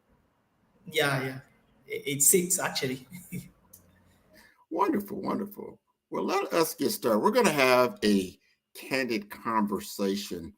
And I want to say good afternoon, good morning, good evening to all my fellow visionaries and entrepreneurs. And I'm here today as the voice behind the Follow Brand podcast and TV series, where I have the privilege of chronicling exciting journeys within our industry and within the diaspora of Africa and Black people across the world. So today, I am very happy to unravel a story that's not just inspiring, but a testament to the power of strategic partnerships and business development. I would detail the pivotal changes that an innovative tech solutions company took by using services from 5-Star BDM. Now, I want you to imagine, if you will, a team of brilliant minds, nestled right in the heart of Silicon Valley, California. And they were creators of groundbreaking software, and they were poised to redefine the technological landscape. Yet, despite their innovation, they were having problems, and they were in the shadows of the market, and their voice was drowned out amongst all the digital chaos in the market that we see today.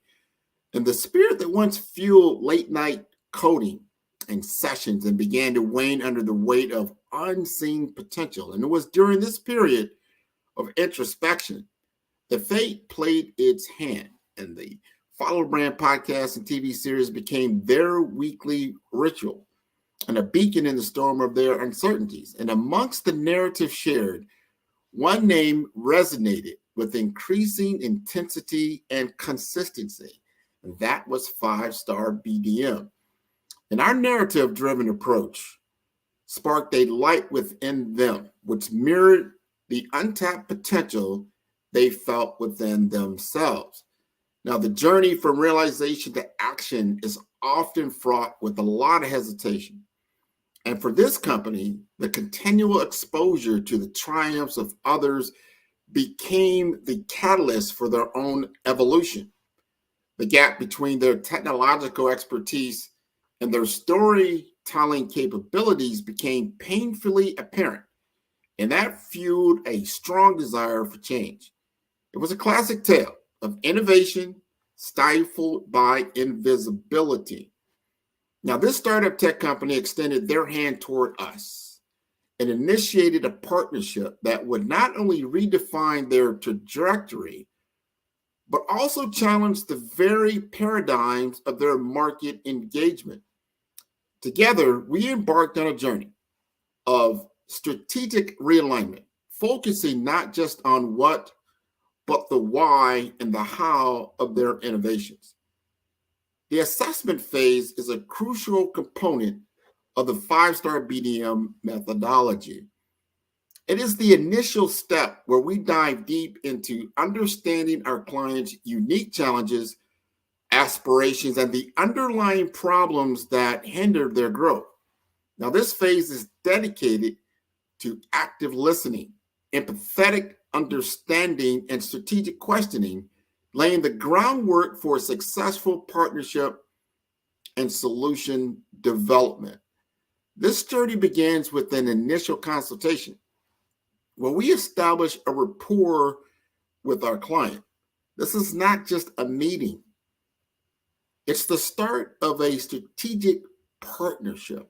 We encourage clients to share their story, their vision, and the obstacles they face.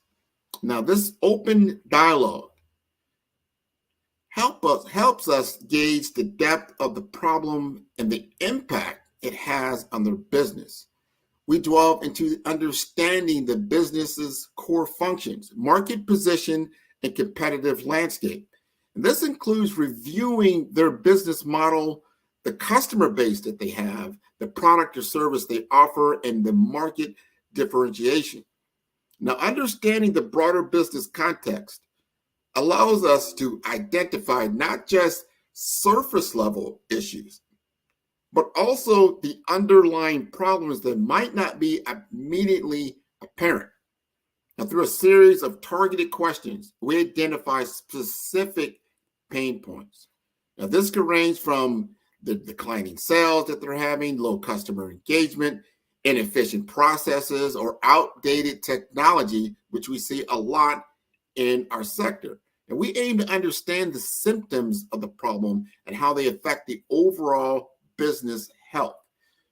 Now, once we have identified the pain points, we analyze their impact directly on the business. And this involves quantifying the effects on sales, productivity, customer satisfaction, and other key performance indicators or KPIs.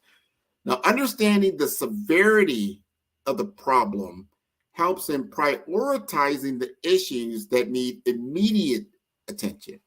Now, identifying the symptoms and impacts is crucial, but understanding the root causes is where the real work begins. Now, we explore the internal and external factors contributing to this problem, and whether they be strategic misalignments, market changes, or operational inefficiencies, this helps us deep dive into crafting a solution that not just are just band-aids, but they are aimed at addressing the core issues. We arm ourselves with a comprehensive understanding, and we work collaboratively with our client to define the problem clearly. This shared understanding ensures that we are aligned on what needs to be solved and why it matters. It transforms the problem from being a client's issue into a mutual challenge that we are committed to solving together. With the problem clearly defined, we set the stage for the next phase of the journey, and that's developing a tailored solution. Now, this involves outlining the goals, expectations, and the roadmap for addressing the identified challenges. Now, this assessment phase is more than just the first step. It's the foundation of the entire 5-star BDM process. By thoroughly understanding the problem, its impacts, and its causes, we ensure that the solutions we develop are not just effective, but transformative.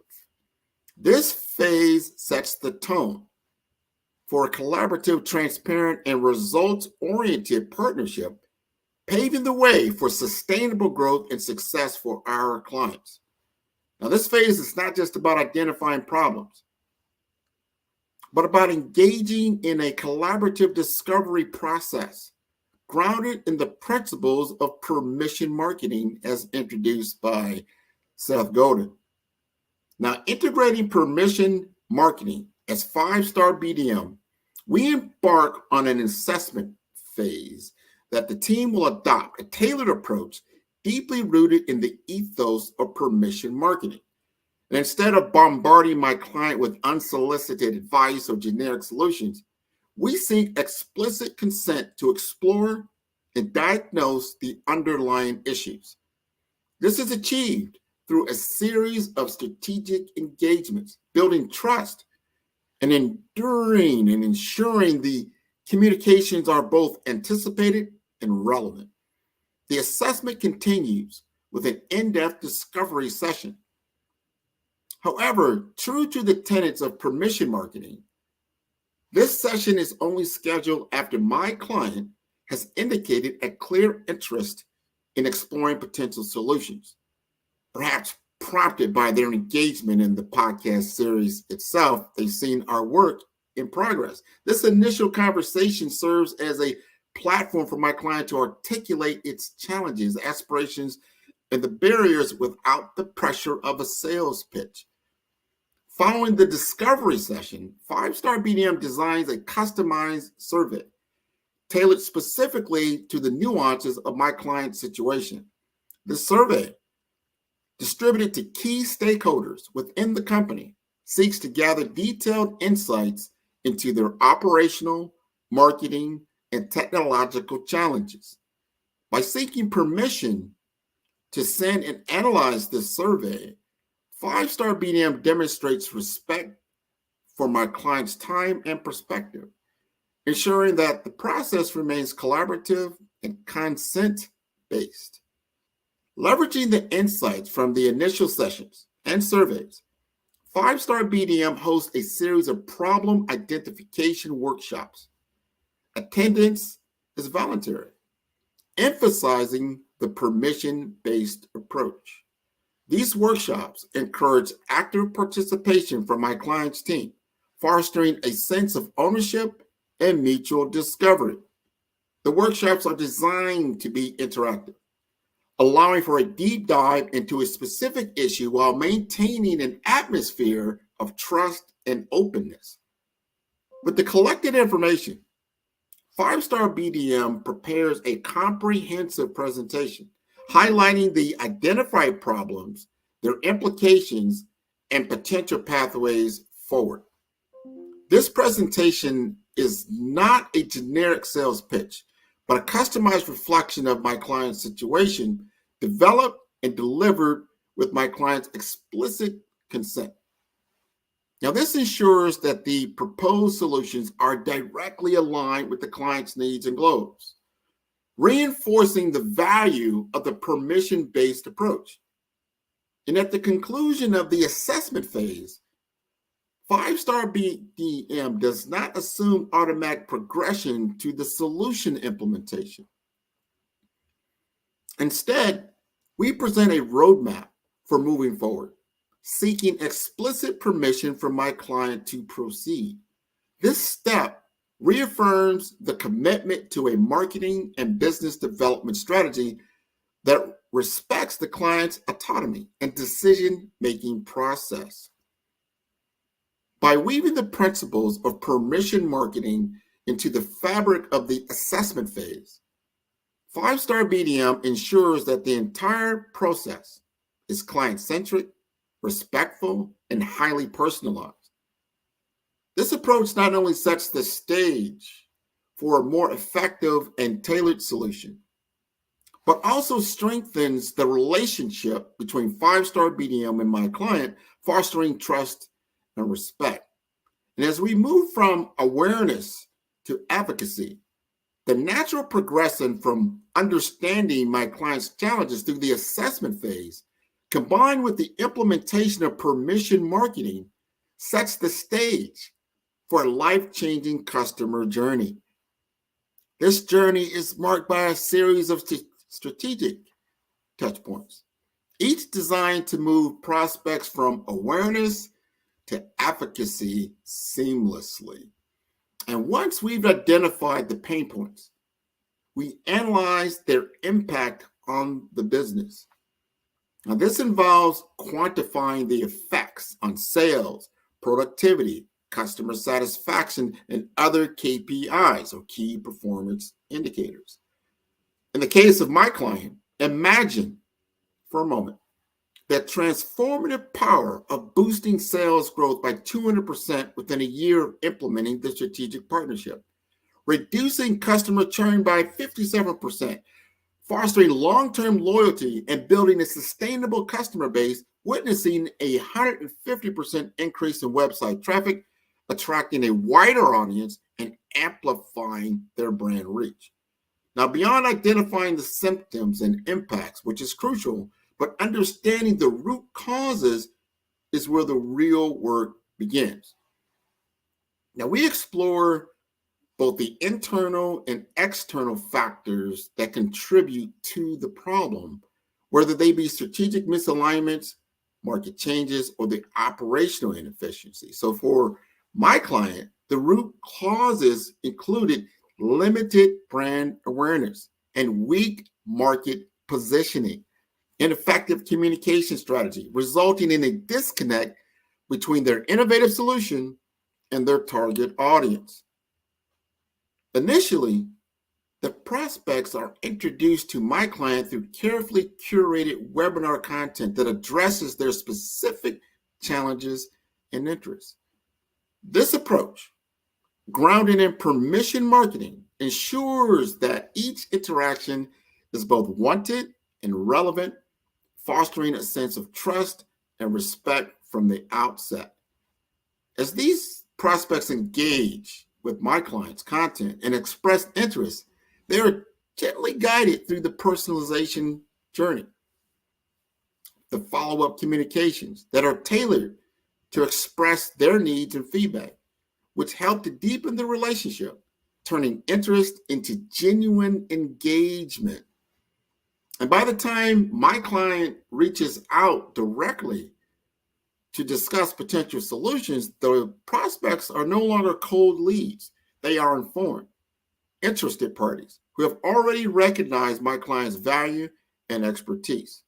This shift dramatically increases the likelihood of successful business outcomes, as conversations are now based on mutual understanding and respect, not just cold email marketing or phone calls. We have now already established relationship.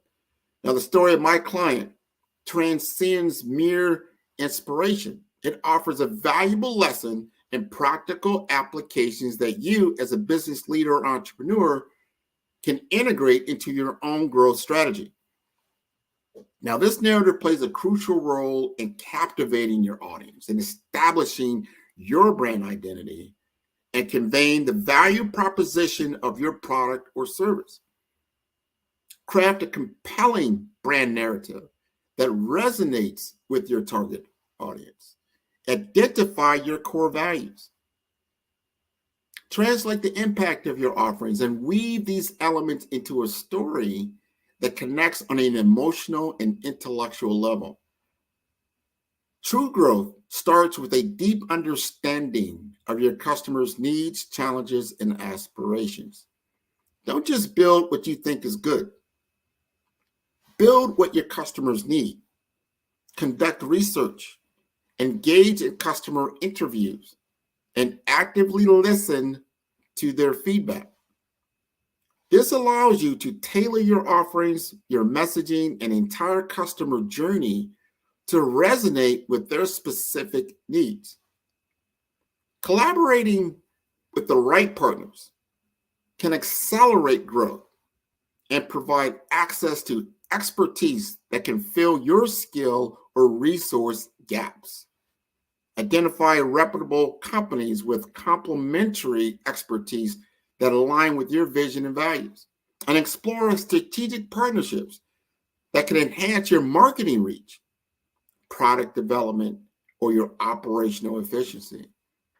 Building trust and respect with your audience fosters long-term relationships and fosters brand loyalty.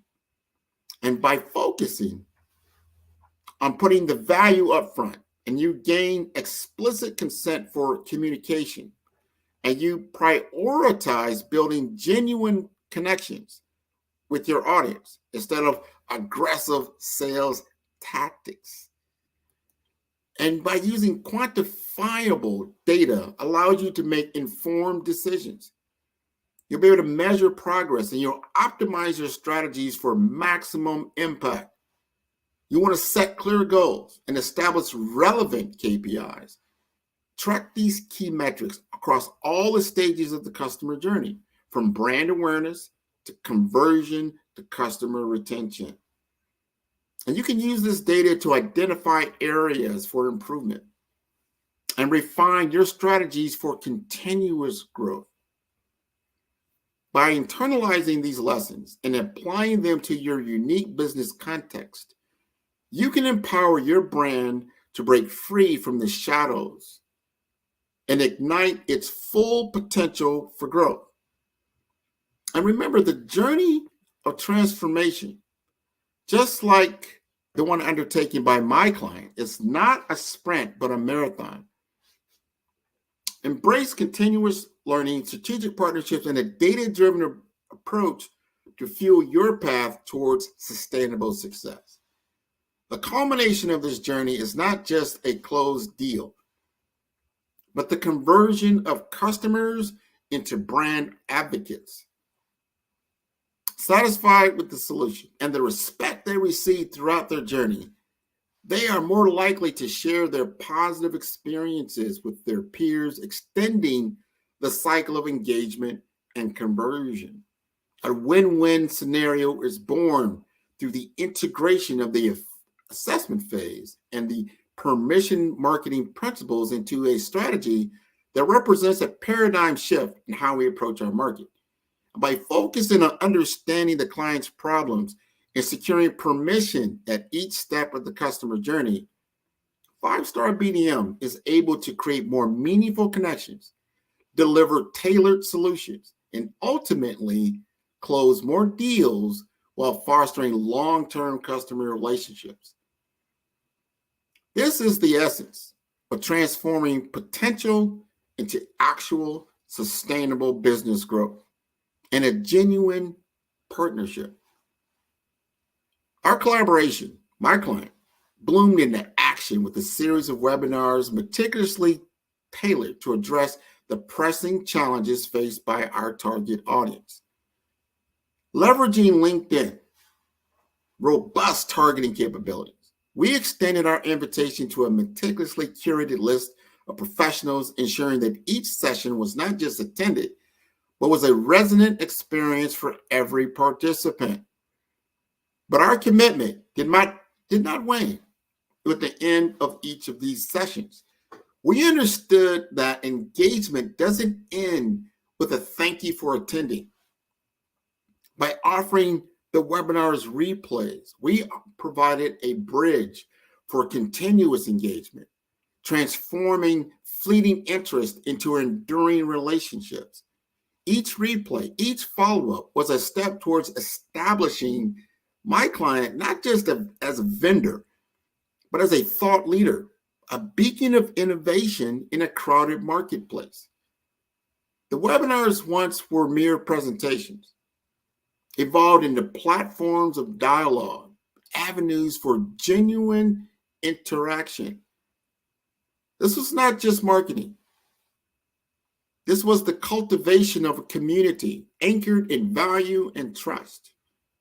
The feedback loop created through these sessions informed not just the participants, but also shaped the future direction of my client's innovations.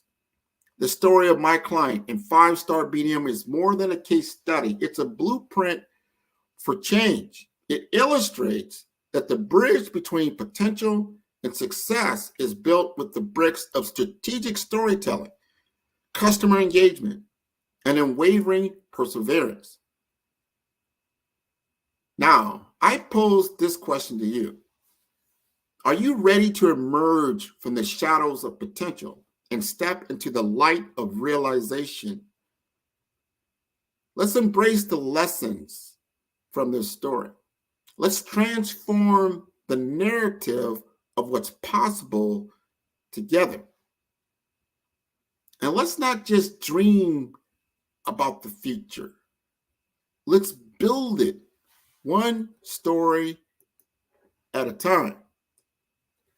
Now, for those who are not familiar with 5-Star BDM, that's for Brand Development Masters.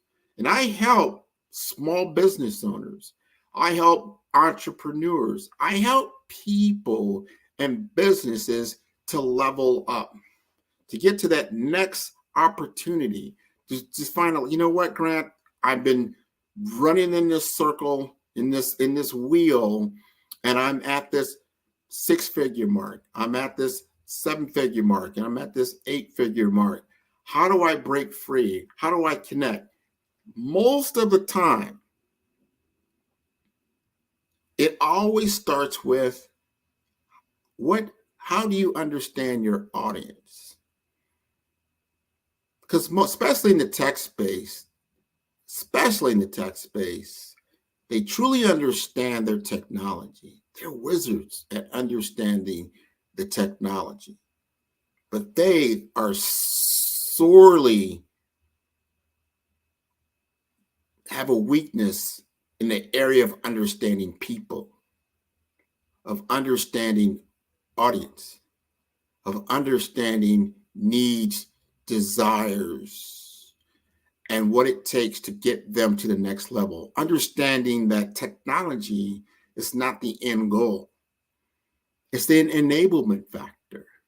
I think Steve Jobs is very, very good at this. One of the few technologists that truly understand that his technology was an enablement factor, in enabling the community to rise further.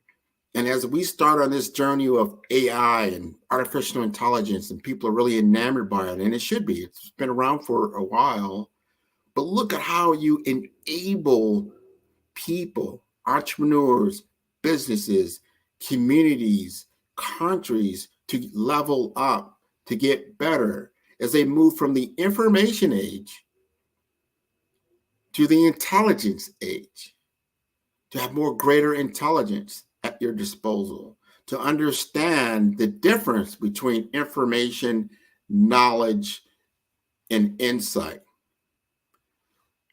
Once you cultivate insight and you understand insight, that's taking your experience and understanding that experience, especially in conflict resolution.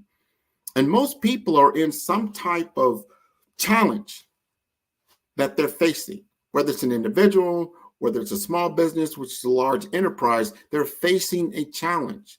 Identifying that challenge is very, very important, and understanding resolution. And most of the time, we're talking about human versus human. So understanding how to communicate between different cultural differences, different people, different countries, different things that create the tension that's creating the challenge that you have is understanding communication. And understanding that in the tech layer, you're just an enablement tool to allow communication to happen more freely, and maybe to understand perception a lot at a higher level than previously understood. It's one of the cool things about technology that I've said repeatedly, probably over the last 2 to 5 years.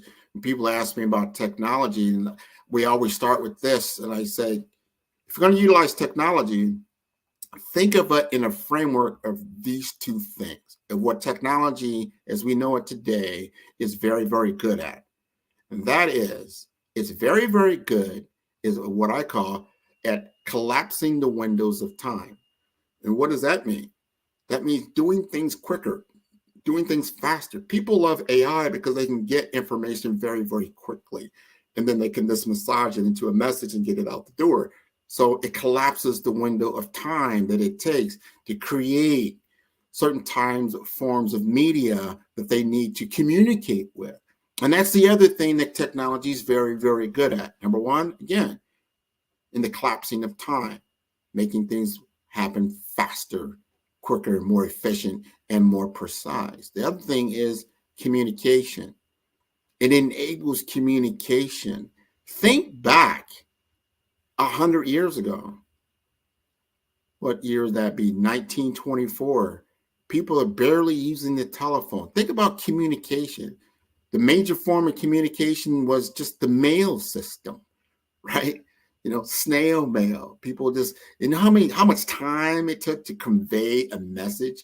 Or if you were some kind of war, let's say World War I, World War II as it came along, they have to go to the front line to the back line on horseback or something to that effect to convey a message, just to convey a message. And then it got better when they discovered the use of electricity and the use of radio, right? And they could communicate faster, quicker, and mobilize much more better. And things started to evolve more when television came on the scene. And then it was more not just for nation states to use, but also for people to use, right? So the tech companies were getting better and better at supplying and enabling communities to become more effective, become faster, quicker, and communicate better. And you see now, as we go all the way from, that was the 1950s, all the way now to 2024. And though we may be looking at AI like, oh my God, it's going to do this, do that, technology is always a giant disruptor, especially when you have something enormous that comes on. It's a platform change. But it's not a time to be afraid. It's a time to be innovative in our thinking. It's a time to be more imaginative of what is now possible that was before it took too long to do, or you couldn't communicate it so clearly, right? Now you can communicate much more clearly. And a lot more people, not just the savants of our age, or people that are very, very good at written communication. Now, there's a lot of people that can become very, very good at written communication. And that's a good thing, because now perception, which could be in the mind of the beholder, can become more clear. They understand what you mean, and they don't have to misinterpret what you're talking about. So important. People don't realize how important that really is. Wars have been started over misunderstanding of communication, misalignment of goals. When they're clearly communicated, you can avoid a lot of tension that's occurring in your world, a lot of conflict that does not need to happen. So your world becomes a little bit more graceful, a little bit more honest, a little bit more peaceful. That is the effective use of technology in today's world. There are always going to be detractors, but they should be of the minority, not the majority. The majority of people use the internet very effectively. The majority of people use mobile technology very effectively. The majority of people are not bad people. Let's not focus on a few bad detractors. Focus on the technology. And while I've got one more minute, I'll talk about people like, well, AI is now taking over with the metaverse. Understand that that's one form of technology. And just because one aspect of one person used it negatively does not mean the technology of itself was negative. It was just utilized in a bad way. And if we take it from that and start to utilize it more positively, get it into the right hands, this could be an evolutionary effect on the human experience. Thank you very much. Thank you so much. Otherwise, that was a good presentation. I really I enjoyed your presentation. I may call you as well, Dr. Grant. Otherwise, thank you so much. And it has been my pleasure to have you on our show. I do not have any question at the moment. Otherwise, if I have questions, I know where to find you. Otherwise, we thank you. And I thank Dr. Eric for giving us this opportunity and also for giving an opportunity to explain and propound on those important issues. And you use the case study for your client, which is very good. I'm sure those who are watching, they've learned one or two things which will help them to expand and grow their businesses, because that's what Black Business Expo is all about. Otherwise, when genius is common, I will see you on the other side.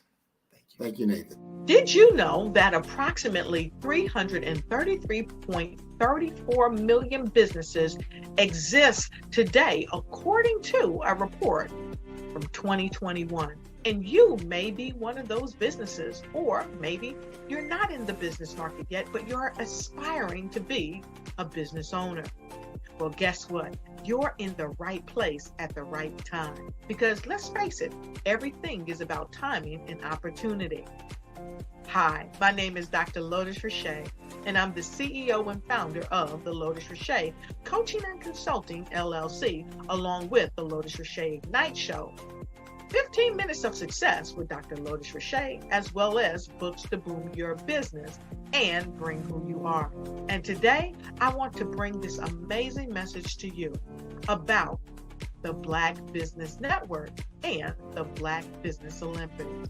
See, the Black Business Network and the Black Business Olympics is designed to help people just like you, that's right, that look like me, to take their business to the next level. Not just in your front yard or your backyard, but globally. The Black Business Network and Black Business Olympics is designed not to just help you survive, but to help you thrive. So join us today as we come together with businesses all around the world to support our students, our children, our young teens, our young entrepreneurs. What we do is we come together to help raise funds for students who are aspiring to be business entrepreneurs, who are aspiring and who are thriving in college.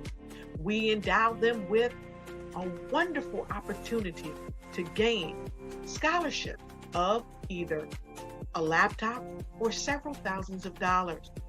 And we invite you to help be a contributor to this amazing opportunity to help someone that looks just like you. So join us today at our website and let us connect with you and help you ignite and take flight in every area of your life on the Black Business Network and the Black Business Olympics. I'll see you on the other side.